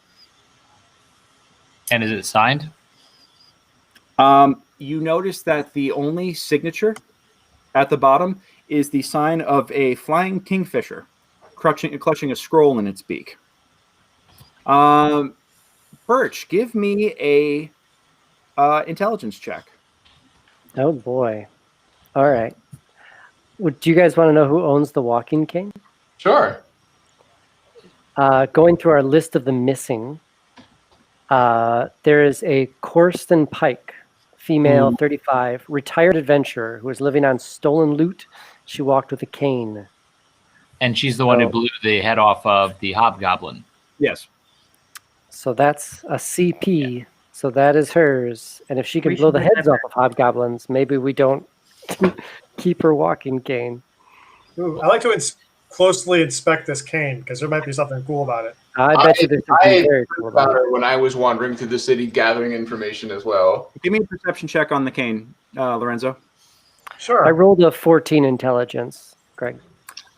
You recognize that as the stamp as the mark of a messenger service based in Kingfisher Hollow, called Kingfisher Sendings. I tell the group that. So it's basically not signed. Because if it's a messenger service, then the person who wrote it didn't. But we should keep it because we might need to go and talk to Kingfisher Services to see who sent it, who sent it, and is aware of them. Mm-hmm. It's someone who clearly promotes slave trade, in a way, or is possibly affiliated with Kazmojen, since it said drawing too much attention to their operation. Yeah. Yeah, it's the language is pretty blunt.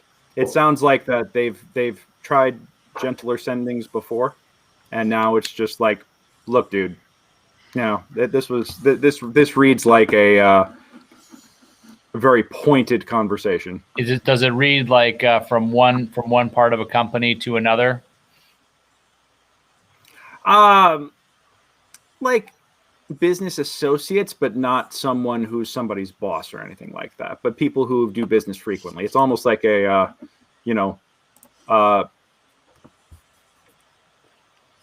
kind of reads like almost like a client complaining. Like you're going to ruin this if you keep doing this. And we still need warm bodies. Like don't screw this up for everybody. So yeah. About this giant gong hanging by the wall. Mm-hmm. Anybody want to ring it?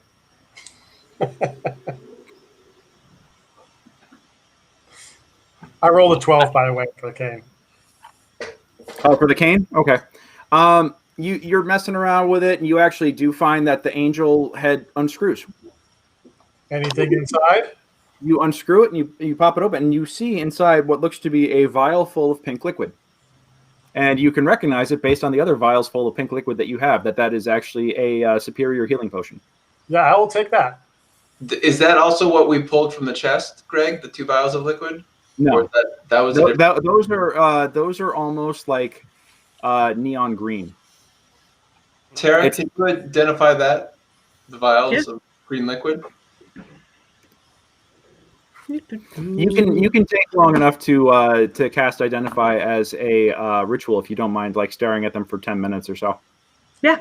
Right. So that way it doesn't burn a spell slot. So you're over like sniffing, tasting, focusing your magical energies, and like trying to decode this.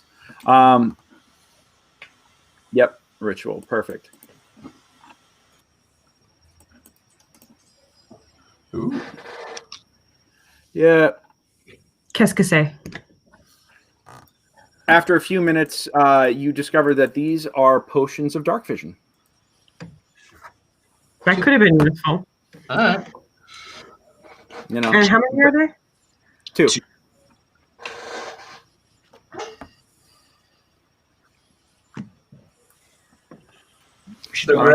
Hold on to those for our potential quest to get some goggles of dark vision. So, Brick? Curiosity is going to get the better of Brick. Mm-hmm. And he's just going to, saunter over and just casually, not like, but casually take his warhammer and just, bang the gong. Give me a perception check.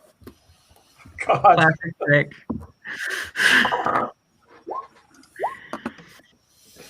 You ring the gong, and it and you look, and you realize that the gong is staring at you. Roll for initiative. Quick! Guys, it wouldn't be any fun if I wasn't doing dumbass shit to get us in trouble. Fair enough. Everything in here wants to kill us. Everything. Well, everything wants to kill me. You guys are simply collateral. Well, We're doing due diligence here. Come We're seeing on, what's killing me here. at least I didn't make it the chamber pot, is all I'm saying. Okay. Well, I probably wouldn't have gonged a chamber pot. This was too intense. No, but you might have tried to do something else in a chamber pot, and then it would be very angry at you. All right, hold on. What did I do with my encounters? Here we go. Oh, it's so nice having something that responds immediately. Oh, that's why it's not. Because I'm not signed in on this computer. Let me fix that. But it responds immediately. It's just like, oh, it's so nice that it works. My encounters. the roll 20 is basically keeping me locked in a hallway. Yeah, that doorway is locked. I tried to go out of it earlier, and I was kept in M10. So that may be something that Greg needs to. There you go. So everybody's in the Greysoul. Do you want to be in this room? Yep, I'm hanging by the Dragonborns. Okay, so you're hanging by the Dragonborns. All right, so you're at 1, 2, 3. Cool. We have the whole party in here, and I will also say that Keegan and Felian went with Fario and Katha helping escort people out. So because I don't want to have to run a ton of NPCs. Bad. All right. Man, a 4, a 6, and a 4. Real quick, Tara, what's your niche? 16. 16. Oh, Birch. Might be my best roll tonight. Birch, Inish. 11. All right. Lorenzo. 8. 8. Brick. 4. Jesus. Greysoul. 31. Bullshit. No, it was a 7. A 7. It's not even possible to roll 31. Make it plausible. The hell you. Cauldron. 6. Good God. All right, and then everybody else is out of this. All right. No one expects the Spanish gong. Dude, come on, guys. We're fine. Yeah. We've got the numbers on it. Knock on the god. All right. All of our abilities. Gong cast Ray of Destruction. Is Tara. Brick jumps back as he realizes that the gong has eyes and is looking at him. Okay. Oof. How do you Sequel kill? to the hills have eyes. We don't know what's attacking. Gongs have eyes. You know what? All right. It has not taken any aggressive action yet. Okay. I'm going to cast Bane on the gong. It must make a charisma save. Burn it with fire. You know how, and now we know how some of the other folks watching tonight's stream are feeling. It takes no aggressive actions. I curse it with Bane. I melted. I put it in the chest. So hey, straw poll for the chat. Give me a Y in the chat for murder hoboism and just taking this thing out right now. Give me an N to see if you want to if you want it dead. Let's get the chat to respond here. Everybody, come on. Let's see what you got. Let's do. Should I just shoot it? Should I just shoot it? Okay, so now everybody's saying let's talk to it. Kitten Gamer and yeah. Man. Why to go murder hobo and to talk to it? Oh, now they're changing.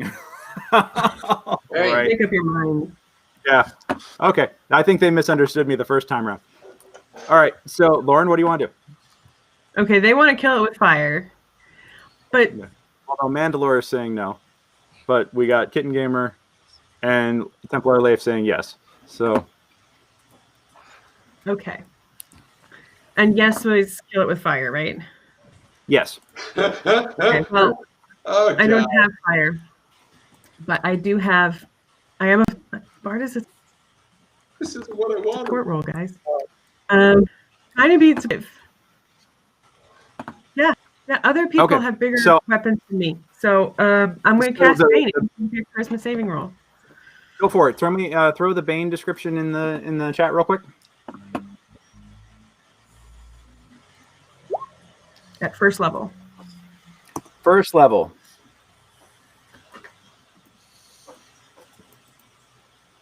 Make a charisma saving throw. Copy that. Of 12. Oh, he's probably going to fail this. Let me tell you right now. Actually, all right. You cast your spell, and yeah, it does not. It does when as you're observing the spell as it cast. It doesn't seem like it landed. Okay. Just throwing that out there. Oh, we got more messages. Let's see who else is talking. I mean, yeah. I mean, hangs, yes, literally. Does it have a choice about that, though? That is fair. I'm gonna let you guys decide that for yourselves here. Birch, it is your turn, sir. So it has eyes. Has it done anything aggressive? Negative. Except You for just this. Let us know it was alive. That's aggressive enough. Did it make a nice gong sound when it was hit? It did. It really resonated. It was a deep. I mean, it's really gotten into the role of being a gong. Let me tell you. Did it Lightened your resonate, Adam? I am going to hold a produced flame. Okay. And I'm only going to burn it with fire if it makes an aggressive move. Okay. Do we know for sure this isn't Bob the Mimic on some long con pincer attack trying to help us? Give me a wisdom check. I'm good at wisdom checks. Okay. 13. Well, okay, 13. Well, you remember that. I will tell you right now that you remember that Bob the Mimic mentioned that there was another Mimic that had been up with him that had been moved downstairs. And that this one was kind of a dick. Kind of a dick. Kind of a dick. Kill it with fire! Yeah. I'm going to say that to the party. Huh. Guys, Bob told us there's another Mimic, and he's a dick. It's clearly offended by that assessment. Yeah. All right. Birch, you're holding your action. Lorenzo. I guess I can be a ringer and hit this thing. Womp womp. Sure, if he was kind of a dick and he's out here, I mean, I'm going to hit the gong. Why not? Are we sure this one's the dick, though? I mean, Bob was hanging out with an underage individual. Maybe Bob's the weirdo here. Some intermimic conflict. We can try talking to it. Yeah, go ahead. You can talk to it. I'll hold my action until it makes a move. Okay. I'm going to say 2 gongs don't make a right and hit it. Doesn't make sense. Let's confuse it to death. I want to hit Lorenzo now.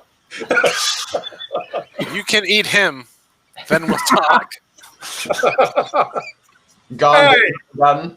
That logic rings true. Oh. Okay. We're taking a break now. The mimic eats all of you. All right, you're all dead. Roll new characters. All right, rock call. Everybody, no. We're all right. going with the wind. Yep.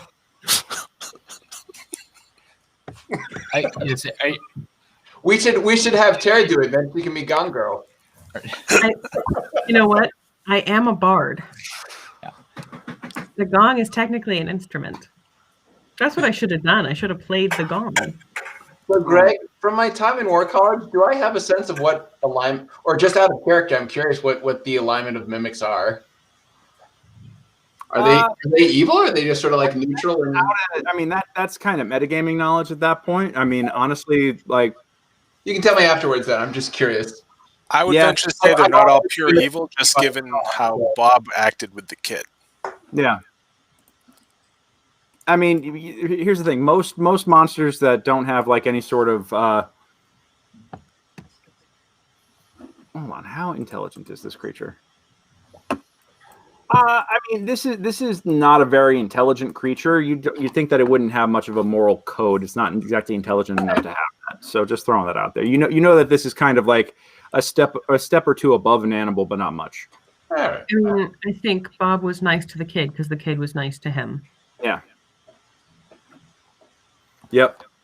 Something like that. And they kept Bob well fed too. That helped. So, Feld, would you like to do anything? Because man, did I roll crap for the poor. Yeah, I think I'm going to say to this gong, you need to show us some goodwill and help us with. Do I go before Feld with my 7 initiative? Oh, I thought you. Sorry about that. I thought you went, or I got lost with all the bad puns being thrown about as to whose turn. Gone with the Wind was not my turn. At this point, the poor mimic is ready to slap the hell out of all of you, just for the bad puns. But all right, so pardon me. We're gonna have Feld. We're gonna put that on hold. We're gonna go back and Greysoul. Yeah, my fault. I want to see if I can chill out the mimic. Okay. And see if it wants to be friendly. Okay. And would that be like an animal handling attempt? Or a persuasion attempt? That would be an interesting way to go about doing that. Give it a persuasion, actually, because animal handling would be a little dense for it. A 7. All right. You're kind of like, it's okay, buddy. It's, you say something and it starts that whole chain of gong puns, and you could tell that you're actually riling it up more. All right. Yeah. Well, I tried. I tried to make nice. That whole chain of gong puns, and it's kind of like really angry at the fact that it took this shape because it's just pure punishment at the moment. All right. Greg, roll initiative. The mimic attacks you. Yeah, no kidding. All right, so Feld. We lost your mic. Sorry there. I rolled a 24, so I rolled a 20 on persuasion to talk to this gong. Okay. And how are you trying to talk to it? Let's get into the conversation here. Gotcha.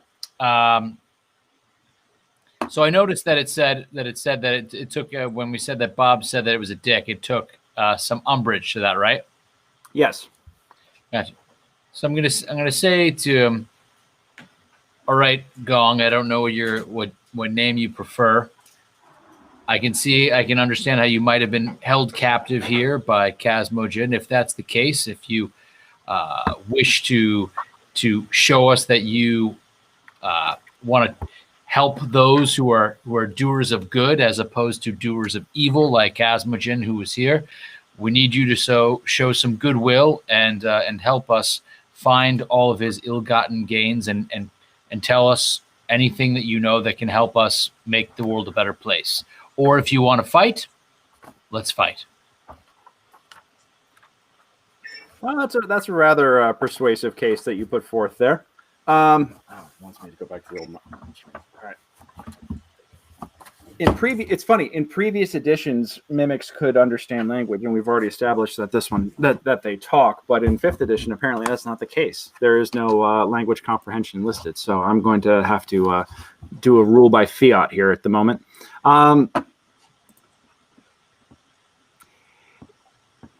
It looks at you. It looks around at you. Actually see like the eye stalks kind of like pop out of the top of it, and it looks at each of you, and it looks like it's thinking really hard, and kind of like, arms kind of sprout out of the side of the sides of the gong, and it just kind of like throws its hands up.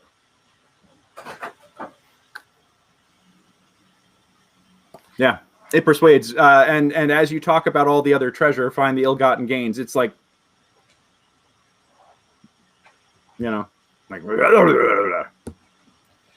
We heard a clamoring behind another wall. Is there another creature down here that we need to be wary of? What about the monster or the creature in the trash near the elevator?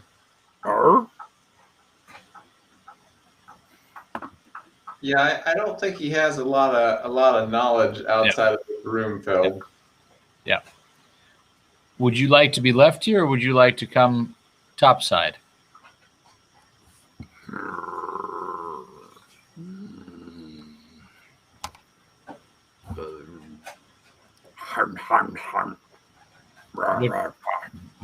Hungry. What do mimics eat? You see a small pile of rat bones laying around it.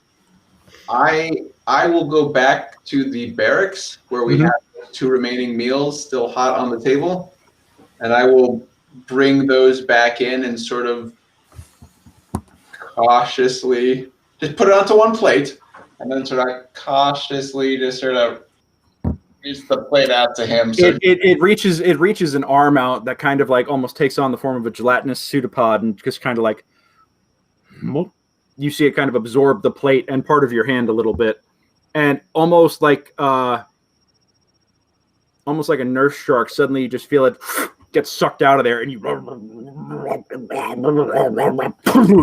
and a bunch of bones just come spewing out of some unseen hole in this gong. A bunch of bones just sucked clean, just get deposited like.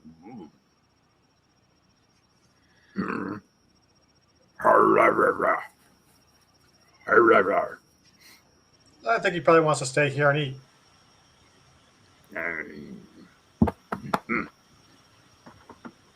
I mean, he can probably get a fairly steady diet of creatures. How high up on the wall is the gong hanging, or is it? It's in a freestanding frame, where the whole creature is it has assumed the shape of a freestanding wooden frame gong. Okay. Yeah. Okay. So let's take our treasure and let this thing live gong and prosper. You monster! You're the true monster here. We should leave you and take the gong back with us. You could be our new thief. Just for that, just for that, the gong, having had enough of you making fun of its visage, the gong reaches out and attacks Nate specifically. What's your HP, Nate? 15. What's that? 15. 15. Yeah, it bitch slaps you for 4 damage. Like a pseudopod comes out of nowhere and just cracks you, like just backhands you across the face. Yep. Greg. By the way, Brick finds this goddamn hilarious. All of your ready to actions go off. All right. Yes. It attacked. So I can attack back now. That's a hit. Yep. All right. It's going to take some fire damage. Sorry. No, nothing to be sorry about. It's done. It is like it's had enough. Like that was just one too many. Who else had a ready damage? Who else had a ready action to go off? Okay, Lorenzo. Yeah. No. That was just one too many, guys. I can't abide with that. All right. I'll say one thing about 17. 17 damage. That stings a little bit. Yikes. All right. I'll say one thing about our group. It's impossible to be neutral with us. You have to be good or bad around the Brute Squad. Yep. It's because we have a paladin. Yeah, maybe. Vengeance. All right. And then, who else had a ready action? I know there was one more ready to attack.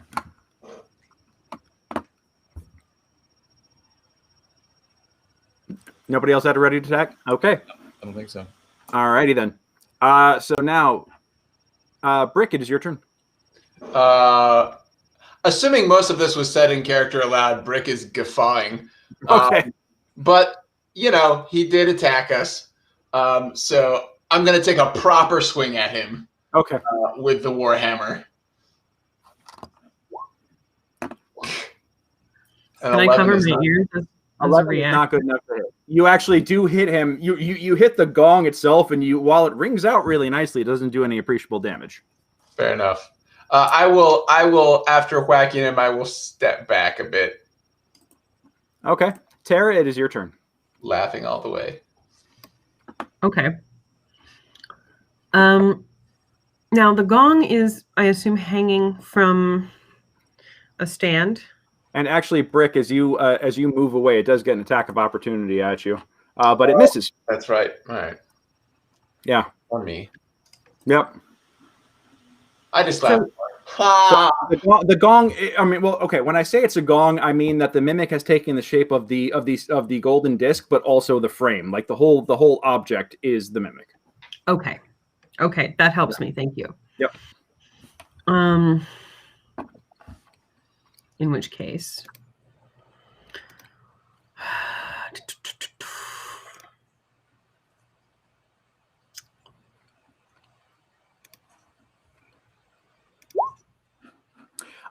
yes, you shoot at it, and your arrow catches the golden metal disc, and bing, bounces off. But it does get a nice tang as it goes. Birch. I mean, I guess we're beating up this thing still. Does that hit? Yep. Okay. It's just my little fire cantrip. Oh, this time only 2 fire damage. All right. Okay. Lorenzo. Oh, is it still going here? I'll attack again. All right. You don't appreciate my puns. I don't like that. Yeah, you need to get within melee range of it. That's no problem. I can get within melee range. Go for it. I don't know exactly where it is. I can't see anything, but. What do you mean? Oh, that's right, because you're all right. Okay. There we go. So now you're on top. Okay. Because I'll move in, attack, and then I'll disengage and move away. Okay. So yeah, it's 15. Yeah. Okay. You do not get your sneak attack on it though, because it has taken an action and there's nobody flanking it right now. Okay. So 6 damage and then I back off. All right, 6 damage and then you back away. Okay, cool. All right, that does make a difference. Greysoul. Can I maneuver myself to be flanking with one of my group mates here? Sure. You can All get right. on one side of it. I will maneuver it on the map for you because I understand that for whatever reason you guys can't see anything, even though I'm granting vision and light sources to your tokens. Yep. I will It's look like into we're what all on that is later. So, all right, I will attack all right. with my advantage. Well, there's nobody flanking at the moment because Nate moved okay. away. So you do the first. So 13 do it? 13 will do it. Okay, let's see what kind of damage. Maybe I can heal it with a -1. Wow. D6 -1. All right, 5 damage. Yep. You're like, ring this. You about to be long gone, mother. God, I'm gonna kill all of you. I'm gonna kill. Yeah. All right. First roll high five. Since I guess unfortunate. Yep. Since I guess we're murder hoboing this, or murder residencing this. It is done with y'all. Yeah. No. Like. Yeah. Go for it. Holy crap. So I moved down. So, yep. So that was that with advantage. Yeah. So that's 15. I guess it is. Are you doing it one-handed or two-handed? So this is no. So I switched over from my shield and mace to the glaive. Gotcha. Okay. I think that's why it came up on the first as a critical roll. Yeah. No, I see that you rolled a crit. That's great. I'm just trying to parse this damage here. D10 plus 3 equals 4. I guess on mine it's saying 7 plus and 8 plus. Yeah. So you hit it for 15. What does the plus indicate? I'm not sure. That's why I was trying to go over the formulas and figure out what that was. But basically, it says 7 slashing damage, and then slashing critical damage, because you roll the extra D10 for the hit. So critical hit. So yeah, I guess it just means that it adds them together. Okay, Oh, that's weird. yeah. No, I'm or maybe it's. Oh, it's saying you rolled a D10 of which you got a 4 plus 3. Oh, there we are. So it's showing you the actual roll Gotcha. mechanic and then what you actually rolled. Gotcha. Yeah, and Okay. then after that's saying the extra. Yeah, gotcha. Okay. Interesting. Cool. So, but 15 damage done. The mimic is going to. Did Brick go? Well, I think we'd established that the mimic is actually going before Brick. Gotcha. Sorry about that, because Dex bonuses. It just didn't parse it correctly. And the mimic is going to attempt to. The mimic is single-mindedly now going after Lorenzo. Greysoul, you actually do get an attack of opportunity on it, but it does. It is going to take it's going to attempt to bite Nate now, or Lorenzo, and a 22 will do it. Yeah. And you're going to miss, and then so Greysoul, you miss, and Nate, you're going to take 5 piercing and 1 acid. Whoo! Yeah. Ow. Yep.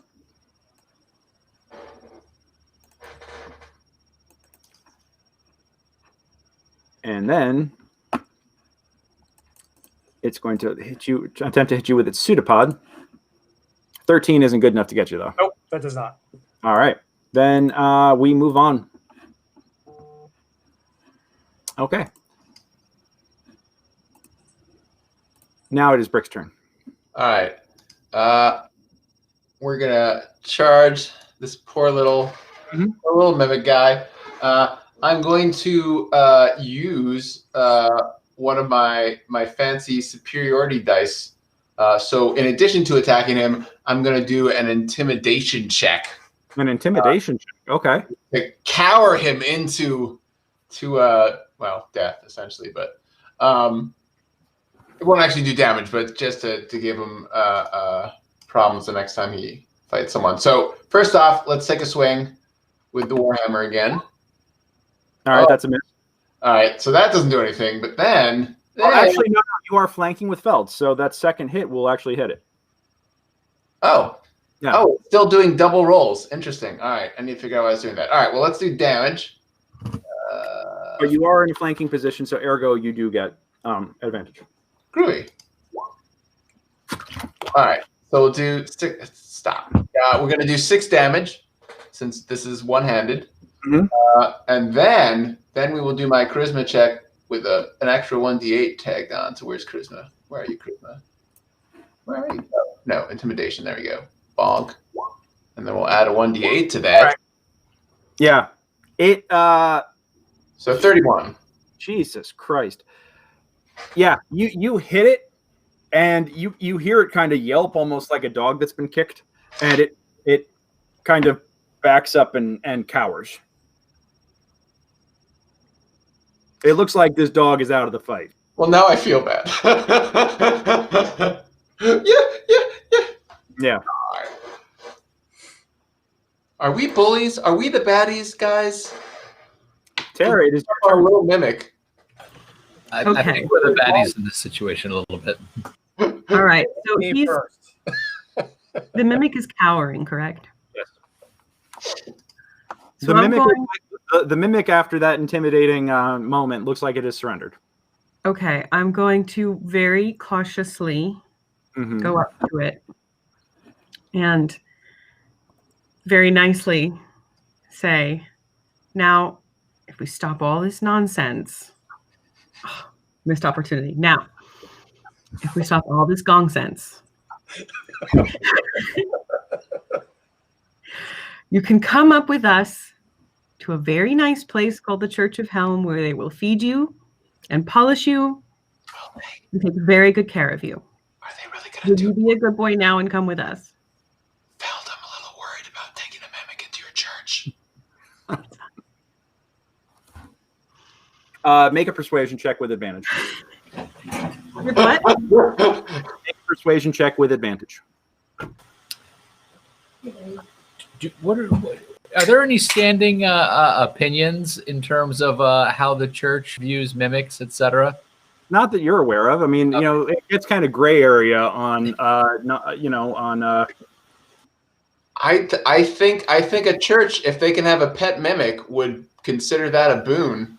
It kind of like it rears back thinking that you're going to hit it again, and then when you kind of offer it a hand, it's like, and it kind of nuzzles up a little bit, like up to you, like so bizarre. And it feels really sticky. By the way, I should mention that as you're feeling it, it's you know, mimics have a natural adhesion to them, so it is clearly stopped trying to bite you. It's looking pretty beat up, but it's basically surrendered and docile at this point. Cool. Let's load him up with the rest of the treasure.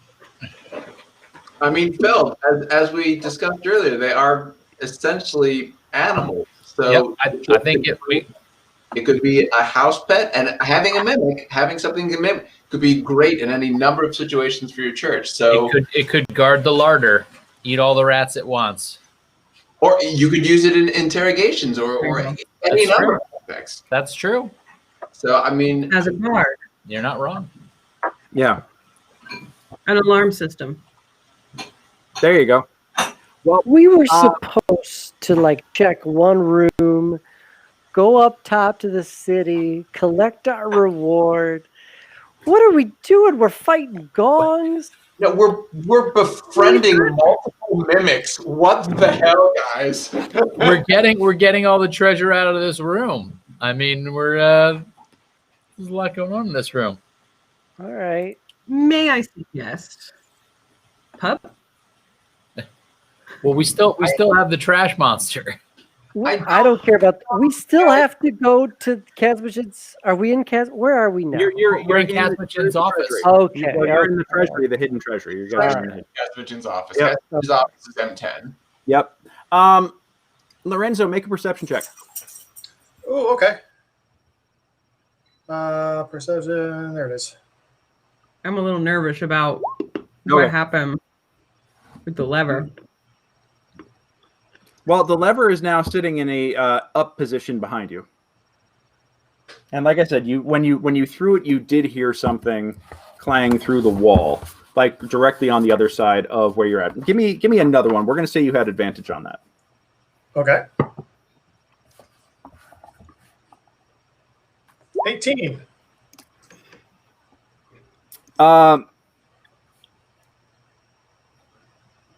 You guys notice, or you realize that there is the outline of, like, there's a fine line, fine set of lines in the wall next to you.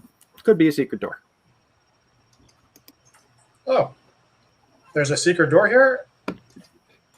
Mm-hmm. Aren't we in a secret room? I'll yell to Mick. I'm sorry we were getting off to the gong foot, but we have something else to look at over here. What position was that lever in again? Okay. Are you telling me that the secret room has a secret room? Dude, you have no idea. I mean, this is a Chris Perkins adventure. You know how many secret rooms on secret rooms and secret rooms there are here? It's so meta Inception, it hurts. Doing the dynamic lighting and doors for this map was a nightmare.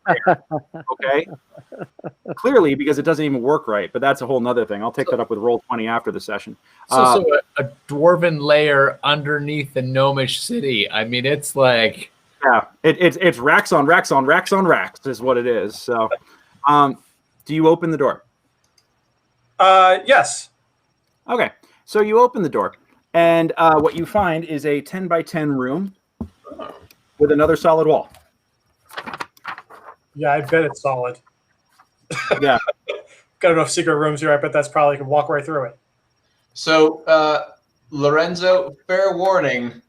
somewhere nearby is the other jail room, which had the automaton. So if you do find more doors to the south, maybe don't open them right away. Well, I'm not going through first. All right, I'm just saying, just don't open them. I'll open doors, and you guys can walk through them if you want. No, right, but I'm saying don't open them. You can find the doors, but don't open them yet. Okay, so he found the door, but he hasn't opened it yet, is what you're telling me. Right. Well, has he found the door? No, I opened this one. No, he opened this one. I'm saying So he opened that one, and now you're saying don't do that again without our permission. All yeah, right. please, because you're not going to be the one fighting the automaton. I am. Yeah.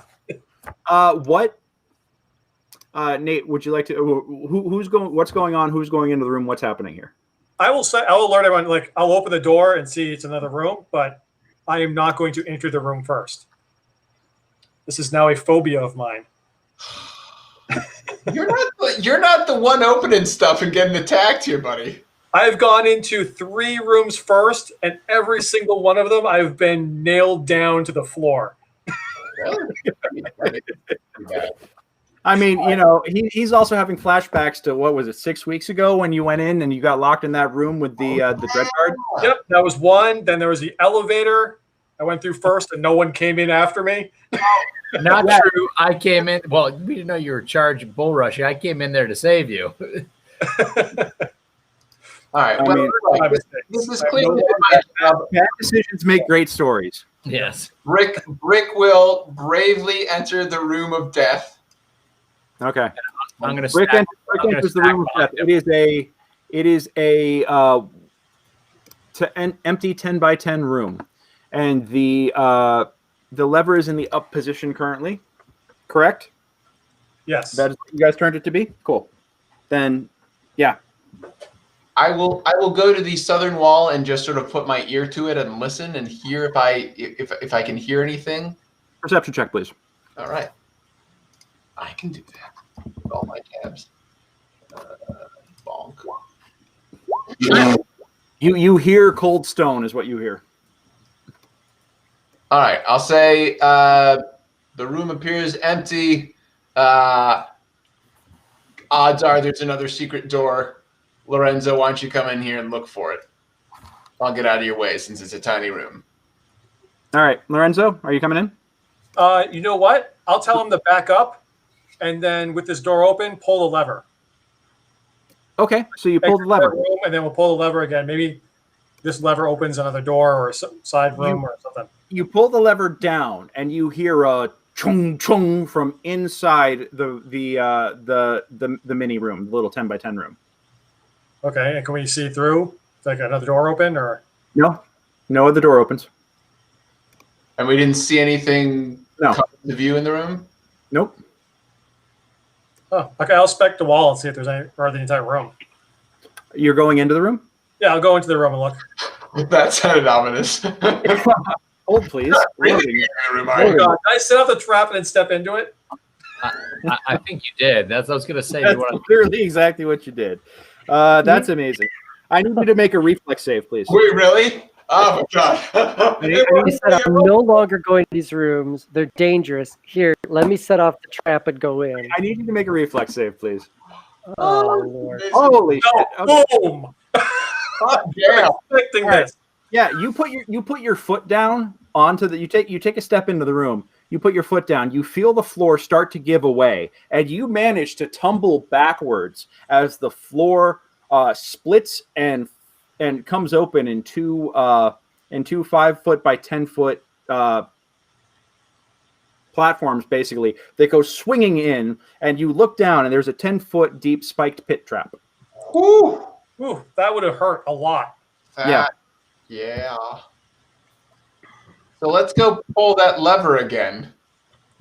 I bet you that pulls the pull the lever again, and then the floor is going to So you put the lever back up, and the floor, you hear what sounds like the chung chung, and you see what looks to be like stone pillars kind of pop out from underneath that close the floor back up. All right. Well, clearly this leads somewhere because I wouldn't just have a trap in a hidden room. So, Lorenzo, why don't you go check out the other wall? Yeah, now we'll go look and see the walls. All right. Give me another perception check, please, with advantage.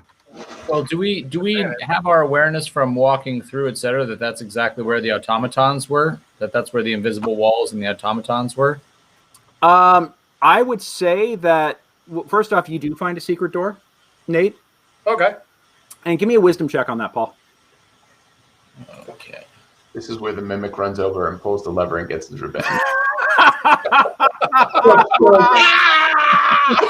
No! Roll a character. Oh, God. Great. Don't give me ideas. 8. You're not certain about that. You voice that out loud. And then I scurry out of the room. Yeah. And Nate, you do find a secret door on the south wall. Okay. Yep. I let people know there's another door here. And there's a decent guess probably means it leads back to the prison with the automatons, which would go off were we to open the door. So maybe we should leave I've that. got enough trap rooms here, secret things. Because we'd already searched the areas past them with the guard and found them all that area of the prison empty, right? Correct. That's correct. All those wings of the prison are empty. So our remaining business brutes, we can either take what we have and go back up top, or, as some have suggested, we can go attempt to kill a trash tentacle monster room for more treasure, maybe. What are people voting here? Do you guys want to go back and see if there's real treasure and kill another creature, or do we want to call it a day and take what we have and head upside? We have a good amount of money here. We've got 45 minutes left. Let's go kill the trash thing. All right, you guys want to go kill the trash monster? Let's go attempt to kill a trash monster. All right. All right. here. So my thought is we let Lorenzo go in first. No. So I'll go in. I'll fail to cast Bane on it. We appear to be locked within M10. We've got to already an attack. I mean, we could talk to it, guys. That seems to work pretty well for us. And we already know it's a chatty Cathy. Yeah. So I tell you guys probably couldn't hear what I said while I was in the back room there. All right. You No, we couldn't, Greysoul. I said it was time to go lost take audio out again. the Can you guys trash. hear me? Greysoul's. We can hear you great. Son of a... We can hear you great. Now I have to get the pun generator back up. I let Matt back into the room, and suddenly I lose all my audio. That room is That full fun of was so nothing. powerful it Tentacles knocked Greg and off filth. the internet.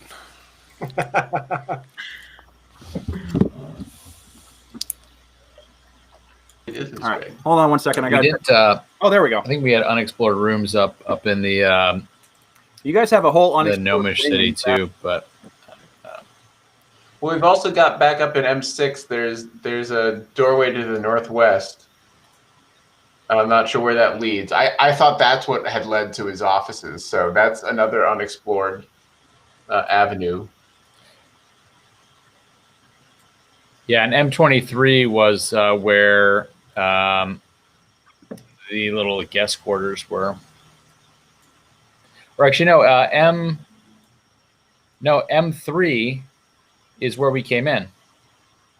Yes. Correct. That's where the room with the monsters off The of. monster's right there, I believe. Yeah. But we are currently locked within M10. We can't enter the hallway. So did we actually lose? Greg, are we running the show now? Are we? I mean, oh, he's back. Oh, hey, Greg. Hey, we weren't usurping your crown. Yeah. While you're gone, you killed the monster and took everything. We I did. think we should. Turned out that there was Let me check my connection. scale mail. I'm going to be right back in 2 seconds. I just need to check what the heck's going on with my connection here because it's fading in and out. 1 second. Okay. So wait, Brick, you said that that we were locked in M10. So I can't. Does that mean we can't get into the hallway here? Right. It won't let me move my token into M9 or M10. There's some. I can't move my token anywhere. Oh, okay. So yeah, there's issues with Roll20. But we don't need an actual role play. Shared story. No, we can theater of the mind it. But like, here's my question. Go for it. I seem to recall there was a secret door here. Can you see where I'm pinging? Why is my ping black? Yes, that is the secret door, correct. Okay, so we can get in there. We just can't move our tokens on the interactive map because Roll20 isn't letting us. But yes, there is an actual and we can get back there and back up to M3. Cool. So since we have time, so what do we have an actual plan on how we're going to fight a room? Yeah, I'm going to fail to cast Bane. Okay. Lorenzo is going to trip on a trap. Then sounds legit. So Tara's going to open the door, immediately cast Bane. All right, I think I got it figured out.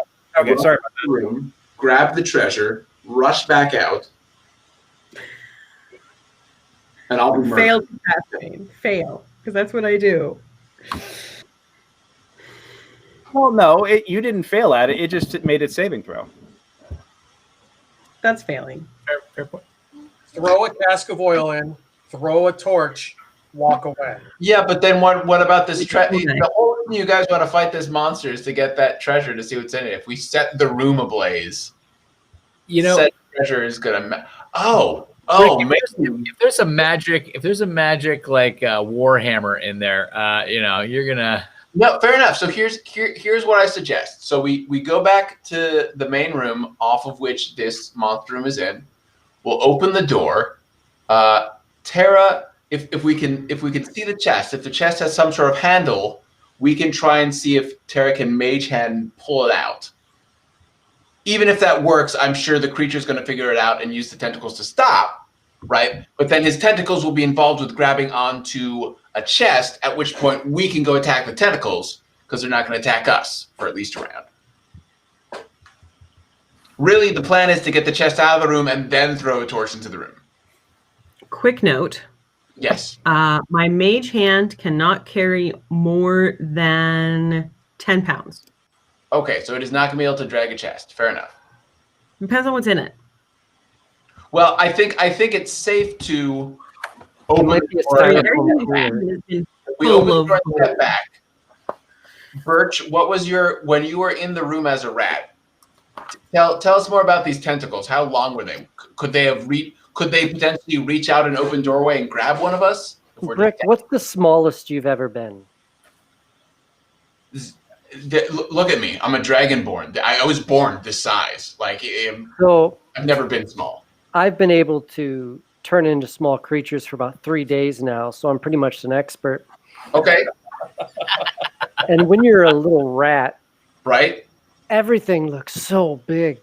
Right. It's like a rat's eye view. Right. No, I got it. So this tentacle looked like legit skyscraper material. Right. Like castle spires. But you also saw the chest, right? So you have something to compare to. It's a big chest. Right? Big. So was it bigger than the chest? You could fit like 10 rats in that chest. Okay, right. And that's great to know. It's good. Well, only 10 rats? Because that's not a big chest. That might actually be something. Big rats. Big. Well. Early it was dark. Again, we talking about dire rats here? We're talking about how, compared to the chest, how big were these tentacles? If we just crack open that door and step back, are we still going to be in danger of getting grabbed and yanked into the room? That's all I need to know. Have you ever seen a picture, like a medieval story of like giant tentacles that take down a ship in the water? Like a kraken? Yes, not like that. How does it feel to be useless, Bert? How does one go through the life not having useful skills? All right. Let's. I'm assuming that college degree. All right, it's back at the bar, right? It's laminated and everything, right? In wax, because we don't have laminate. But I want to know what college you went to. when we to waste my time with your when we go up top eventually, I assume we'll leave this hellhole eventually. Now we're And here. they honor us with our gold and praise for saving the day. Are you getting an equal percentage of winnings as I am, or does your diploma mean that you get more of a percentage than me? Having done more actual work, You have. Okay. I mean, if we want to tally a damage here, both received and given, Feld might have me on the damage given, but or taken actually, because he's gone down like 3 times. But I don't feel. I think your knowledge. I would like to. All right. No so offense. You guys are all outside of the door to. We're all outside the door. Here's my recommendation: everybody, step back 10 feet. I will.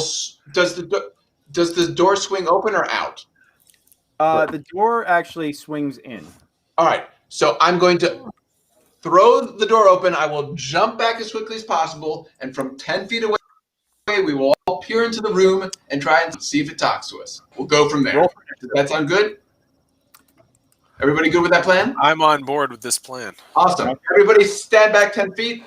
Brick is going to go up, and he's going to shove the door open violently and leap back as only a 400-pound dragonborn can do, gracefully. Waiting for the door to be locked. Well, it's going to ruin the effect, but I'm still going to leap back gracefully. All right. You throw the door as you approach the door. I will tell you right now, as you approach the door, what you hear is help me. Ha ha ha ha! Birch already told us. Me. Please, someone help me. And you don't make a wisdom check. We're already prepared. I'm sure you'll do fine with this. Your diploma says you're very wise. 13. It's a solid war college wisdom Rick, check. you rolled it twice. I always take the first roll if you don't have. Yeah, that's what I'm doing. I don't know why it's automatically doing that. No, sometimes you might need to update your Beyond 20. Who knows? It gets a little buggy sometimes. But a 16 and a 12 are good enough to realize something funny going on. You're not actually hearing this with your ears. It's more like it's being whispered in the back of your mind. Okay. Psychic trash monster. Birch had already given us I know it's not real, so that's not changing my plan. I'm still going to swing open the door and dramatically, gracefully leaping back, striking him. All right. Everybody roll for initiative.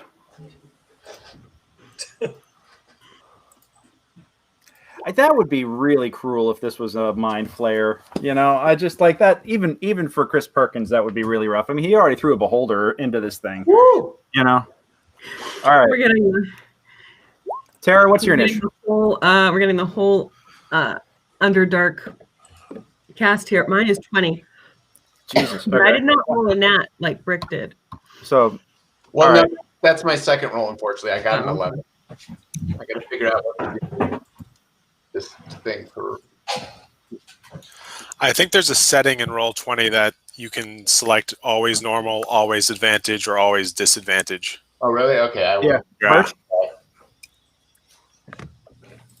Birch and Ish. 8. All right, Lorenzo. 16. 16. Brick. 11. 11. Greysoul. 17. 17. All right. And Feld. 8. Got it. All right. And it begins. We start with Tara. What am I looking at here? All right. What are you looking at? You look into the room. Oh, before I have to. Because it would suck. It really would suck if this was a mind flayer and we did this entire dungeon and now we just die. Would a mind flayer live in? I feel like a mind flayer's got standards. He's not going to be in a room filled with garbage. A mind flayer would also have joined in the battle, the big ass battle when the alarm sounded. But let me tell you right now,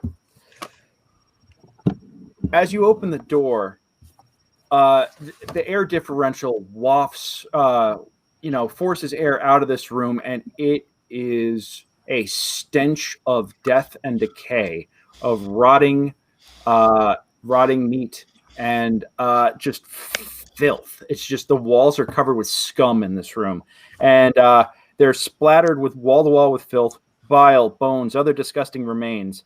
Although the room contains no furnishings per se, some of the older refuse is hardened into a crude chair, and an iron chest rests half buried in a small mound of dung in the southeast corner.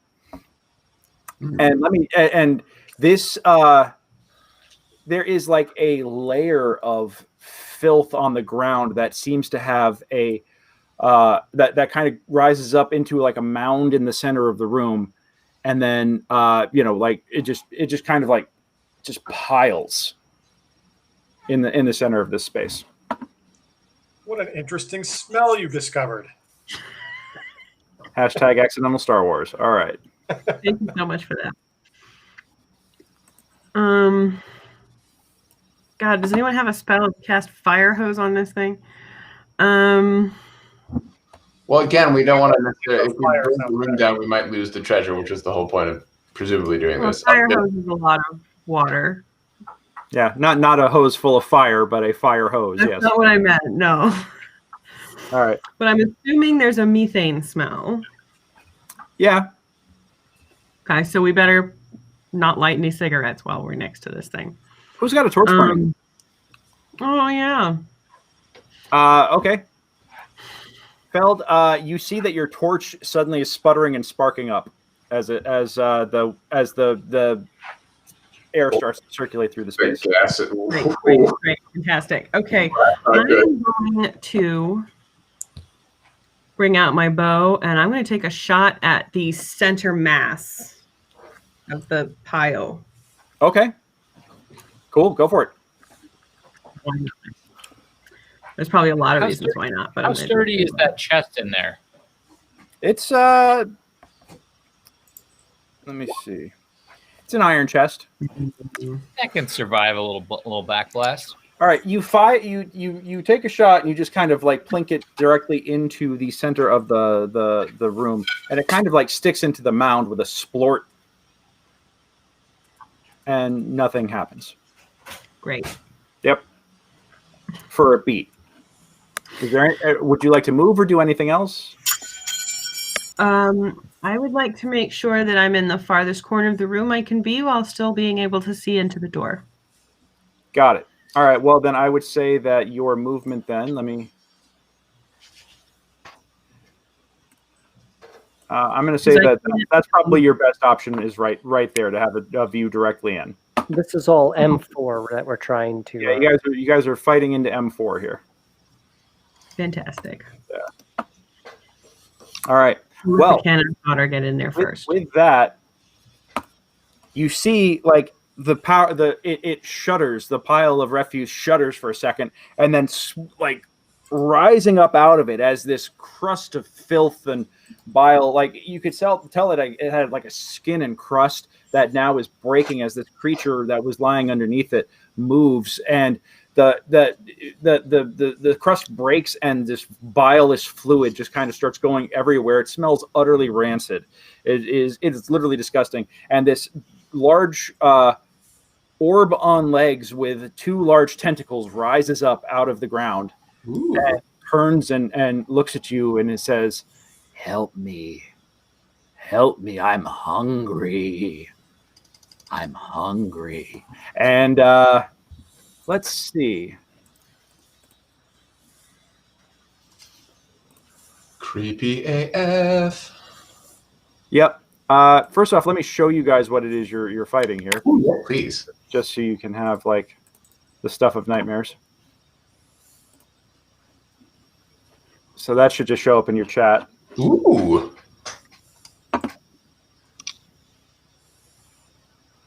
Oh, interesting. So the eyeballs are in its own separate stock. Oh, that's wild. Got it. All right. It takes a step forward and lashes out with its tentacles at the first person in its range, which is Brick. What? My understanding always went to a room first. I don't feel like I should be punished. A 25 and a 22 will both hit. Yep. So you get thwomp, thwomp, and it wraps 2 tentacles around you. I need 2 escape saves, please, or dex saves. Dex or strength, whichever's better for you. I'll allow that. But I need 2 consecutive ones. And in the meantime, you take 21 damage. An 18 and a 9. You managed to escape one of the arms, but the other one has you pretty taut. I'm going to close that. Woo! Well, that was a lot of damage. Yep. Good thing I healed you back up. Right? Otherwise, I'd be down. Well, and now it is pulling you towards it. Of course it is. And it's going to try to bite you. I know it's not my turn, but I'm yelling, "It's the theater all over again!" And I told you guys this was a bad idea. With its one tentacled arm, it actually tries to shove you in its mouth and it clanks down onto your armor. And thankfully, your armor is holding, but you are currently inside the jaws of this thing. Okay. It's gonna be so amazing when I use acid breath. Yeah, it's this is no good for anybody right now. And then it's gonna take a step, 2 steps backwards into the room. Cool. It is now Greysoul. Okay, let's try to help Brick stay around for a little while. And I'm going to cast a Cure Wounds on him. Okay. Yeah, boy. For 17 health. Yeah. All right. Anybody needs to grab my torch out of my hand, etc., I wouldn't resist you taking it, depending on if. All right. Nice. Matt, do you do any movement or anything like that, or is that the one action you take? That'll just be the one action I take. Yeah. I'm not running into the room. I'm excited for my turn, but I rolled so low. I'm super excited for my turn. I'm giddy. Brick is giddy. All right. Lorenzo, it is your turn. Well, I wanted to light this thing on fire, but now I'm afraid one of our people is in there. We can heal him. All right. Well, let's Says the paladin. I'm going to Nice. throw it on this thing. Actually, I can only throw one thing, right? He's tough. I am. But better than also for not us. your Yeah, but better than for us to get in there when it's still filled with gas and all of us to get blasted. Can I throw oil and the torch at the same time, or just I'll let you do that. Sure. You're flask of oil in and toss the torch in and run? You're not a good paladin, Feld. You're not a good friend, but you're also not a good paladin. Lies. Do I roll anything for that, or? Let's see. You take the oil and you toss that in. Are you aiming at anything in particular? Well, the giant monster in the doorway, yes. All right. I need you to make a ranged attack then. That's just And it is an attack from the doorway, I might add. Yeah. Dexterity plus proficiency. Oh, well, I'll just roll daggers. That's the same thing. Done. 17. All right. Yeah, that hits it. So you managed to hit it and Brick with oil. And in goes the torch. All right. Give me another ranged attack. 11. Okay. Only Brick is on fire. Use. I'm gonna say that he's trying to toss it and hit it. How do I adjudicate this? Okay. I have to think hard. How much methane gas is in there? That's going to go up just from the spark alone? Oh, we're all going to die. Fireball effect as I run away. I'm not even looking. I'm just touching the torch and running.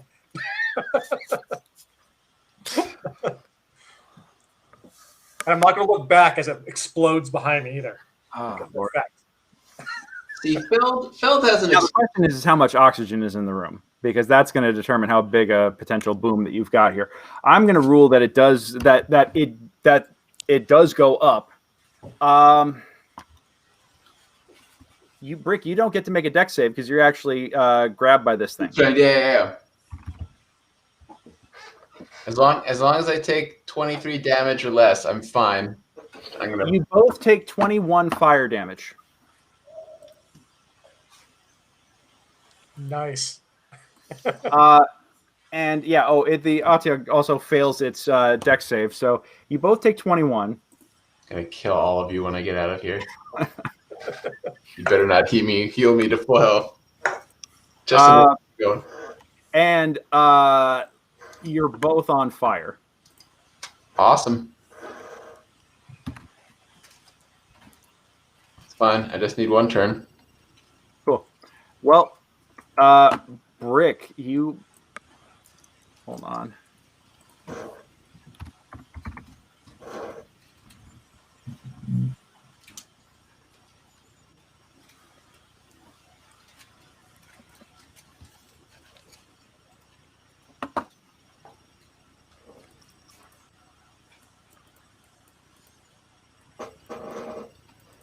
Okay. You're going to take a D10 damage right now just for being on fire. You guys are assholes. This was gonna be a great.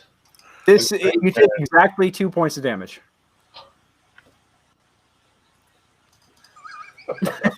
All right, so you're at 1. I am 1. If I recall correctly, Greg, from your description, I am literally headfirst in the mouth of this creature. Is that correct? Yeah, I would say so, yes. All right. We are acid breathing down the throat of this creature.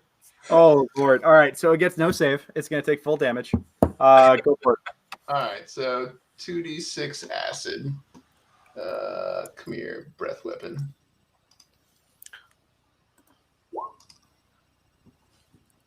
Yeah, it gets no dex save, and it's automatically going to take full. Actually, I'm going to rule this an auto crit because because it's internal organs being covered with acid. Exactly. So I'm going to say that you actually get to roll 4d6. So give me 2 more d6. All right. Yeah. Yeah, we're going to... 15. All right. And now I can die. A happy dragonborn. Well, not happy. I mean, I'm going to murder you all when I'm healthy. Now, I've never killed one. I don't think I've even run into one of these creatures before. So this will go on my list of things that I've killed in amazing ways. This is going to make for a great bar story as soon as we get you. Yeah. I'll tell it at your eulogy after I murder you and everyone else in this group in your sleep. All right. Birch. Hey, Brick, you're alive in there. Go! So it's a funny thing, Brick, about usefulness. Spells and power and damage dealt. While I'm saying this, keep talking and you might be losing your turn here. Keep going. Yeah. The funny thing about power is how you choose to use it. And I whisper into the end of my walking stick, and out is a force that goes out, and you instantly feel 2nd level healing word of, I rolled all 1s. Enjoy that. You get 6 health. Every spell I've used down here has been healing you dummies. All of them. All right, Feld, it is your turn. All right. So I am going to move through. I'm going to clear the door. So I've my glaive. I should be able to. Does he still have a tentacle wrapped around him, or at all? Or yes, he has He has 1 tentacle wrapped around him, and the other tentacle is currently like waving about as this thing is on fire and it's freaking out. Gotcha. Now, if I move behind him, is that technically flanking since Brick's in the front? No, that is not. By the way, the creature has actually moved back against the far wall. Oh yeah. So, yeah. Okay. Yeah, Feld, this was a backdraft situation, so it burned everything off in an initial explosion, and now both Brick and the Otyug are on fire currently. So they are on fire, but the rest of everything else got blown out in a backdraft. Okay. Yeah. So it smells like most of the gas is burned off at this point, but everything's got a char. So if you thought it smelled bad before, it's only gotten worse. Actually, instead of striking it, what I'm going to try and do is I'm going to try and grab on. I'm going to try and yank I'm going to try basically a feat of strength to yank him out and basically throw him back through the door. Okay. Give me a opposed strength check, please. Yes, it is a literal trash fire. He's gonna just pull away a leg. What a way to end this dungeon. Oh God! Oh God! 20. We can hear you, Brick. He's in plate. What's your strength check? 20. Jesus Christ. It's not. Oh, there it is. Yeah, there it goes. Yeah, you actually do manage to give it a heave and a hoe, and Brick pops out. Yeah, Brick pops out. He's still on fire. and the screaming bloody murder as you pull him out and swearing in languages that none of you have even heard before, except maybe Feld. But he is currently out and hits the ground with a splat and immediately starts to stop, drop, and roll. So, Brick, before you take any more damage on your next turn, I'll let you make one reflex save to see if you manage to put yourself out before burning to death. All right. Tara is up.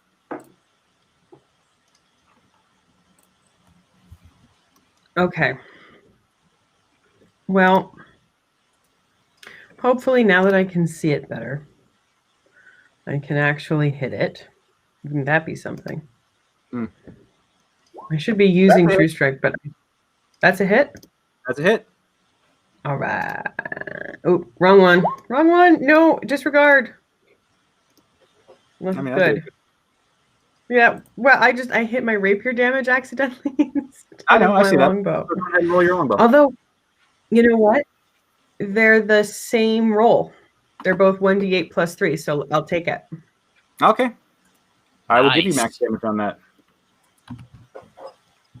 Okay.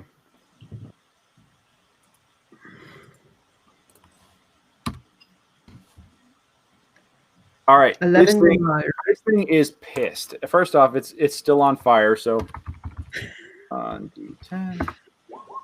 Oh man. All right. Yeah, it's burning. It is incredibly angry and upset. It's gonna step forward, and it's going to, with one tentacle, slam the door shut. With another tentacle, it's going to reach out and swing at Feld. AC of 19. And you just miss. It just misses you. Okay. You do manage to fend it off, and it is and let me see, it's also gonna get a dex save to see if it puts itself out. It does not. Stop, drop, and roll, monster. Stop, drop, and roll. It does not think to stop, drop, and roll. So Greysoul, the door is now closed. Okay, can I open the door and run in to Brick? I need you to you try to open the door, and you can feel that that the door is being strong-armed closed. So I need you to make an opposed strength check. Oh, we're gonna make this easily. Oh yeah, that door flies open, Greg. Yeah. You actually do try to ram it open, and you bounce off it thump thump. Yeah. It was a good try. Give me a D6 falling damage. No, I'm kidding. All right. So yeah, you try to bust it open, and you realize that you're not able to at this point. All right. Who's still out in the hallway? That's right now out in the hallway is you, Lorenzo, Birch, and Tara. Who looks the strongest among the three of you? Oh boy. I mean, yeah, Birch, I would say, would be the closest. Maybe. All right. I'm going to, because that wasn't I can take an action, right? I mean, Well, I would say that the opposed strength check would be an action, but I'll let you have a free action. So are you going to try and cast guidance? Yeah, I want to go to Birch and say, we got to open this door, and I'll give him, I think it's resistance, we'll give him a D4 on his check. Or is it... Okay. Might be guidance for an ability check. Yeah. I think for that one, for an ability check, it's guidance. Yeah. Yeah. Okay. Birch. All right. Lorenzo, it is your turn.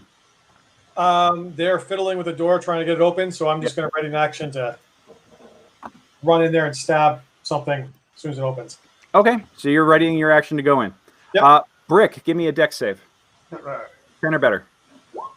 16. You managed to roll and put yourself out before you take any further damage. Fantastic. This creature is right next to you. All right. Let us.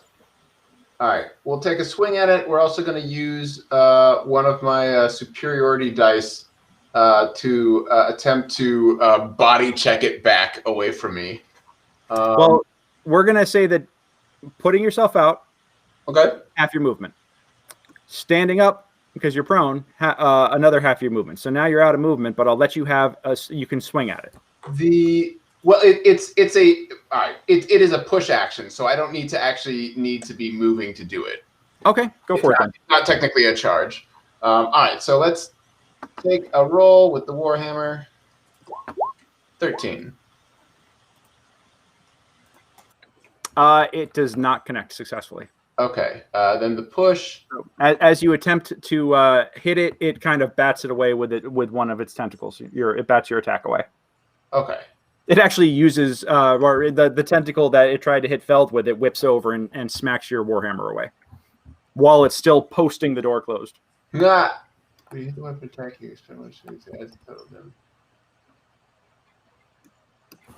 Oh, to the damage. No, okay, so I didn't hit, so it doesn't look like it would. Yeah, it will not go off. Okay, awesome. Birch, it is your turn. I don't want it to be my turn. I'm doing research. Son of a gun. Tick-tock. Tick-tock, motherfuckers. The door is still shut? The door is shut right now. That sucks. I don't have any way to... Well...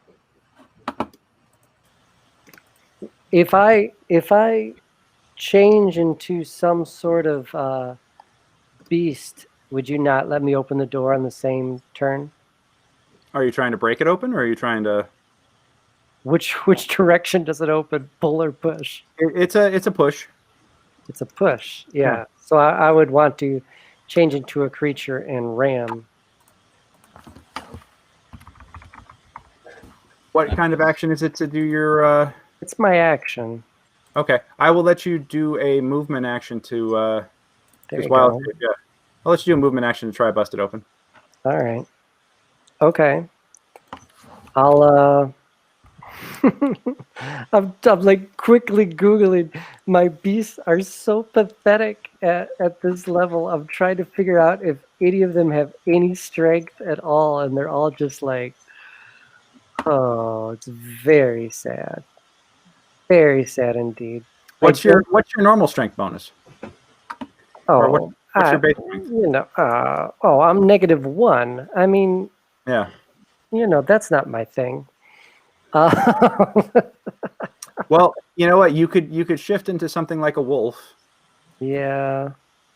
I'm looking now at things like riding horses and seeing if they have. Yeah, I'll be a riding horse. Okay.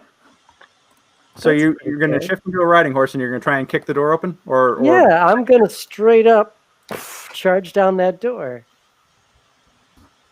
Remember that scene in Braveheart when he charges down the door and then takes a mace to the head? Give me a strength check, please. Mel Gibson never You did turn anything into a wrong, horse right? because I have a mace. We could work together to make this happen. You should hop on my back. So as a riding horse, I'm +3 on my strength. So so here we go. Wish me luck. 22. Wow. You actually do manage to just like you shift into a horse and you rear back and bring your hooves down solidly on the door. Not just kicking it open, but basically blowing it off the hinge. Brick, I need a dex save. Oh no! Yeah. You were too good. Okay, you do manage to successfully dive out of the way as the door goes flying past you, and I'm gonna rule that my poor monster here also makes the dex save. He manages to bat the door away with his tentacle that had been posting it. It just kind of like whips it off out of everybody's attempted collision. Nate, I'm assuming you dive into the room as you said you were going to. Yep. And I go to attack it, and I rolled a 7. Yep, that does not hit. But you are now you go tumbling through a pile of smoldering, crusty puddles of filth, and you come up, and you're just soaked in rancid. I'm just going to stand on this door. Yeah. All right. So, you come in. And you take a stab at it, and you're kind of distracted by the fact that, what was that? You're distracted by the fact that you're covered in filth, and you kind of swing at it half-heartedly, going like, "Oh God, I need a shower now." Yeah. Feld, it is your turn. All right, I am going to stay basically by it, but I'm going to shuffle, move. So that I'm in diagonal from Lorenzo, and I'm going to swing bada with my glaive.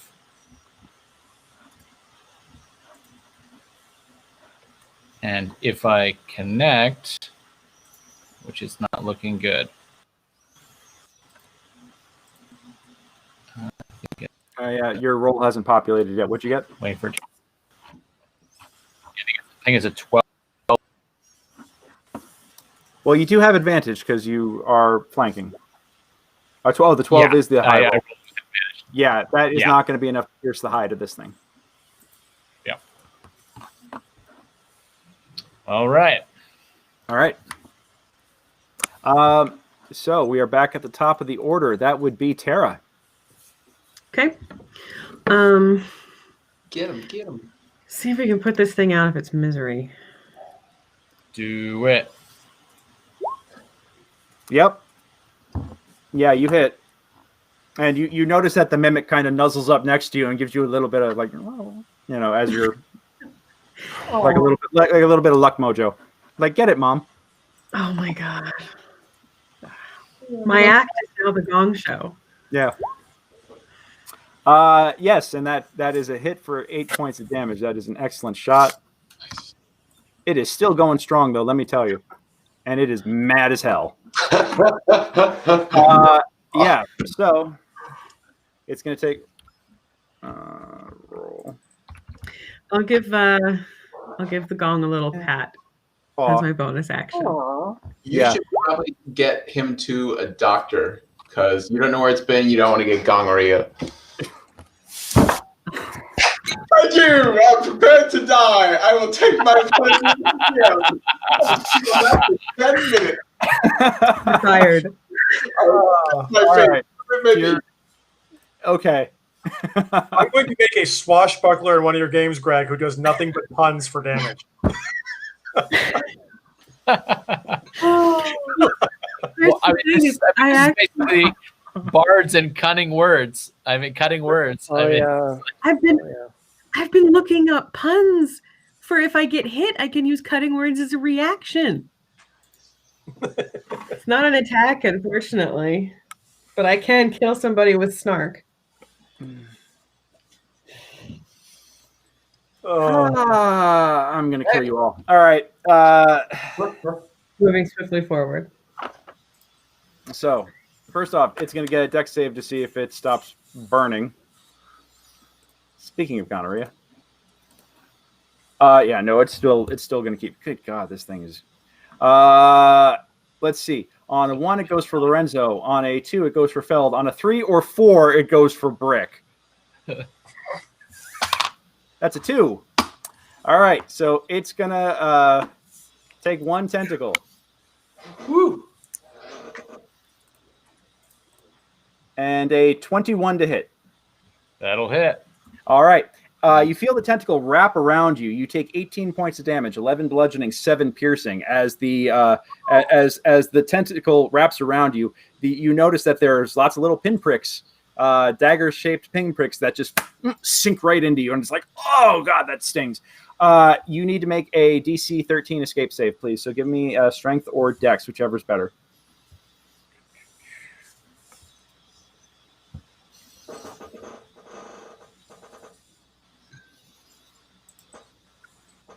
Be a 9. That is not enough. All right, it is now going. It has you grabbed, and it is going to slam you into the wall, head first. Give me a Constitution save, please.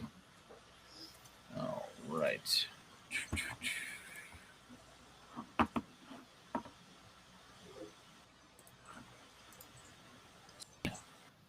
16. Okay, so it slams you into the wall. You take 4 points of bludgeoning damage.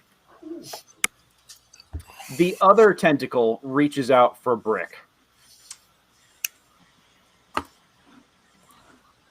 Oh, shit. That's a good oh shit. Like, oh shit, Brick was so nimble on his feet. Uh-oh. Oh no! I just, yeah.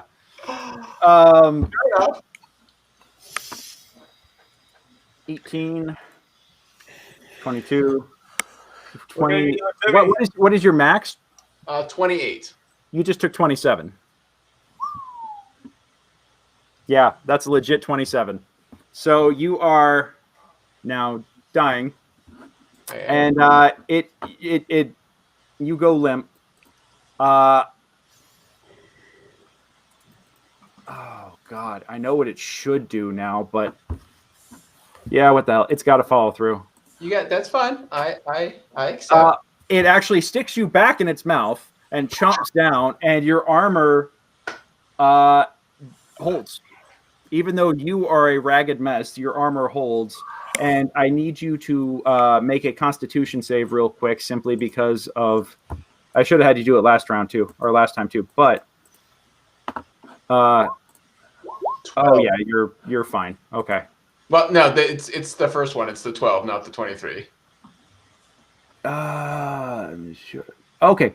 I still haven't gotten. Never mind then. Okay, so good to know. I will make note. Let me get it to ask you. We're gonna see if that does it.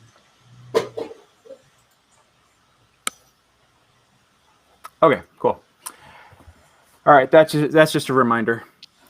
Okay. Yep, Brick, you are in this thing's mouth, and it is like, swinging about furiously.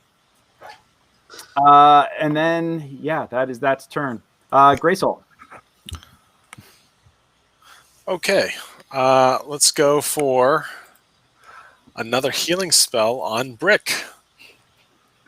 Thank you. You're dead. Shut up. You don't get to say thank you. You're currently unconscious and bleeding. All right. Let's see.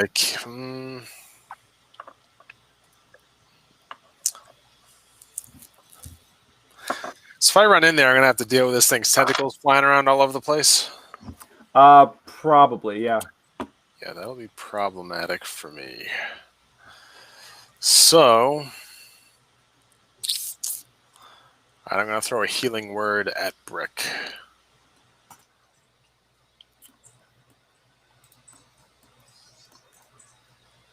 For 8 life. All right.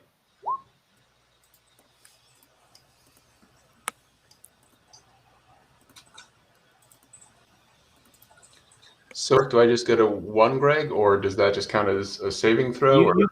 You get 8 back. You do wind up getting 8 life back, so you are now once again conscious. By the way, Birch, I have turned you into a horse, so we can remember the fact that you are currently statused as a horse. Okay. Yeah, this is such a weird thing, but yeah, you are now conscious again and in agony as this thing is trying to bite onto you. You're like, oh God, why can't I just die? Please. Yeah. Yeah. All right. Lorenzo. Do I get flanking here since? Yes. Okay. So with advantage, rapier into this guy. 21. That's a hit. Nice. With sneak attack, please. 12 points of damage. Copy that. And then I'm going to disengage and leave this room. You're like, nope. Because if he hits me with I see these damage these things are doing to big strong guys, I will be dead. All right. There we go. Okay. Brick, you are in its mouth. Would you like to try and escape? Well, the first thing I'd like to do, which I should have done last turn, is as a bonus action take my second wind. Okay. And get some health back. What is that? It's a bonus action. There we go. Ploink.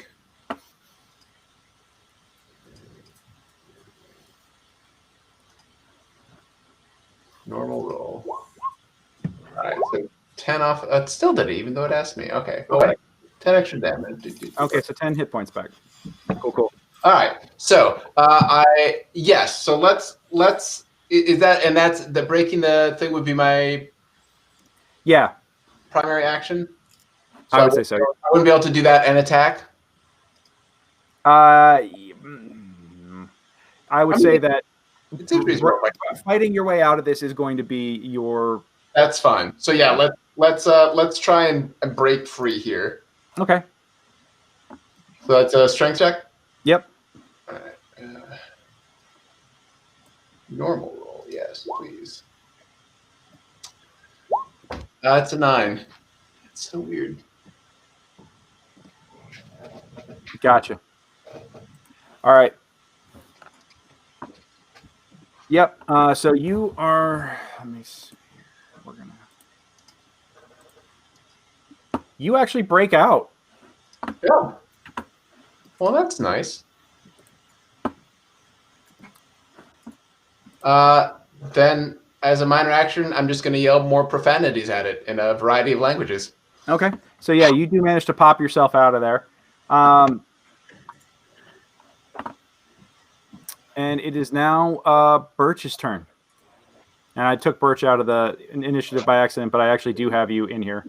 So never fear. Okay. Well, all right. I'm trying to figure out. Since I became a horse. What? Did you lose me? You hear me all right? I think he's probably dropping out and dropping back in. No. You can't hear me? Yeah, I can't hear anything. I can hear you. I don't know what happened. Yeah. It just all cut out. I can't see on the I'm gonna have to map experiment with a anymore. new setup. Since I he think turned me I don't into a think this is horse, gonna be my sustainable. world changed for some reason. Chestnut-colored Birch, horse. can you do me a with favor? Put it a in the dark chat what it mane, is you're a planning nice to do, because like I flowing said, I can't hear. tail. Well, you guys tell me. Do you think I see your can mouth have, moving. like, I see your hand can moving. I I think flank you're as a throwing me. horse? As a horse, You yes, you guys have hear 2 me at all? flanks. Give me a thumbs up if you can hear me. I don't see why not. Very nice. Very nice. Double pun at the same time. Nice. All right. I liked that a lot. I just imagine I went into the room and I'm flanking, so I'm going to roll with advantage. I'm going to attack it as a horse. Reasonable. With my hooves. And I'm going to roll twice with advantage because I'm flanking, I assume. So either a 19 or a 6 to hit. We'll use the 19. And I don't know if Greg can hear me or if he's gone. I'm pretty sure. Greg says he's lost audio. Oh, well, tell him. Terry got it on a 15 with her bow, so 2d4 plus 3. Here we go. 2d4 plus 3. 9 hoof damage, now, can you hear me blunt force. Can you guys hear me again? Oh my God, Matt. Can you guys hear me?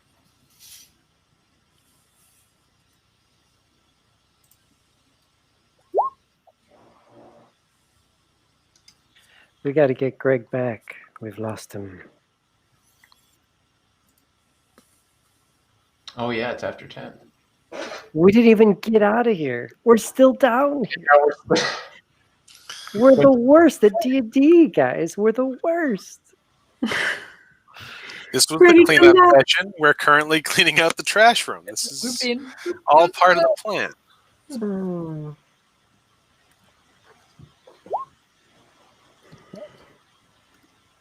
Okay, you say I'm still here. 1 sec. That's a hit.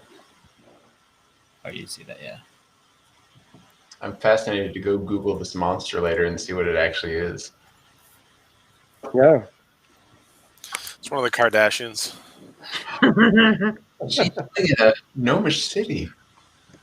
All right, can you guys hear me again? Hey. Yeah. Hey, there we go. All right, yeah, I don't know what the hell happened. Sometimes the connection just lags out and everything stalls. But back now. That's a hit. If you want to move my horse in so he was flanking, he's right in there, but 9 with it.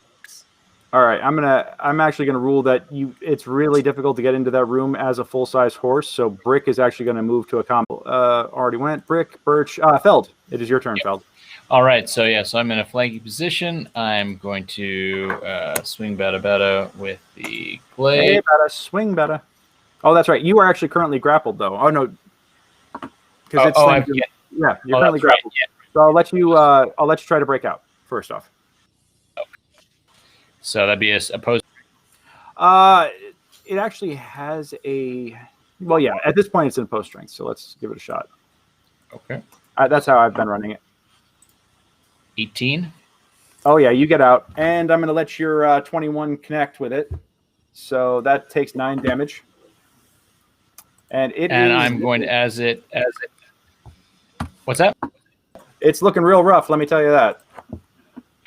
I was saying as it connects, I in my rage going to be channeling a divine smite. Oh yes. So on top of that should be, I believe it's 2d8. Where has it gone?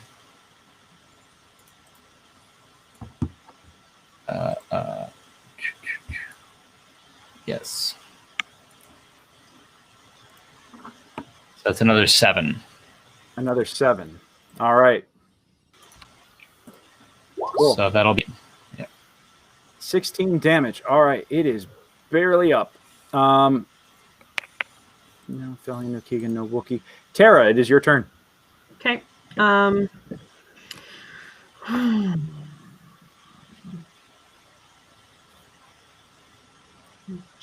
Shoot it again. Shoot it again. Shoot it again. Always shooting it. That time, unfortunately, because you are shooting around a horse, it did not actually hit. But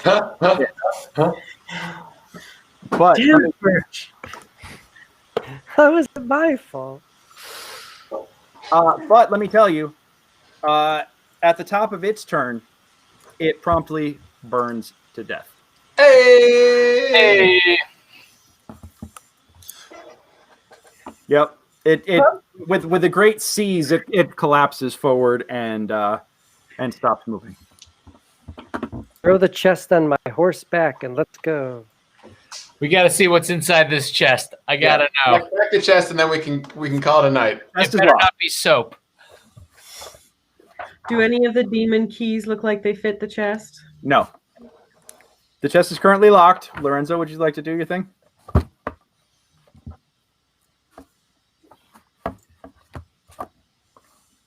It's gonna be the moldering remains of the little boy that it was pretending to be. Oh no, that's no. No, too dark. You are not able to crack it open right now. Not with a roll like that. If you guys manage to break it out of its current encrusted situation, perhaps when you're back upstairs, you could get working on it. But I will assume that actually now that there is no time limit, that you eventually chisel it out. And after you open it up, you do find that there is tons of coins, some nice big gems, and a flask covered in fungi. Fungi flask. That's the best kind, guys. Right? It's aged. Yeah. It adds a umami flavor. Yeah. What? One man's trash is another party's treasure. Oh, God. Exactly. Wow. All right. Well, guys, with that, we are a little beyond time here, and I want to be considerate for the folks who have significant others who need to get into the bedroom to go to bed, or folks who live in other time zones and need to go to bed, or people like me who still need to go out and make a little money delivering drunk people their Taco Bell tonight via Postmates. Any of that stuff that needs to happen. So we're gonna wrap it up here for this evening.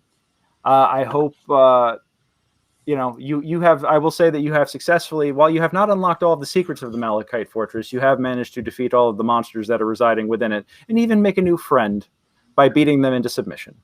So with these lessons learned, I would like to say thank you guys so much for joining us tonight. Hope you all had a lot of fun.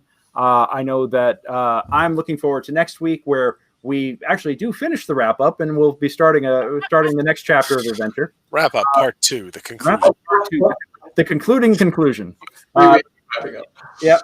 Epilogue to the wrap but up. done completely in Brute Squad fashion. You have to have two epilogues, because that's just how we roll. Wait, we're in good company, like with Lord of the Rings, and it's 50 different endings. Yeah, exactly. That's what we're doing right now. Just think, this is only chapter 1. So yeah. Anyhow, once again, thank you guys for joining us tonight. Hope you guys had as much fun as we did. The silliness, the puns. Yes, by the way, puns are going to be automatic. You're targeted with the next attack from here on out. That's the new.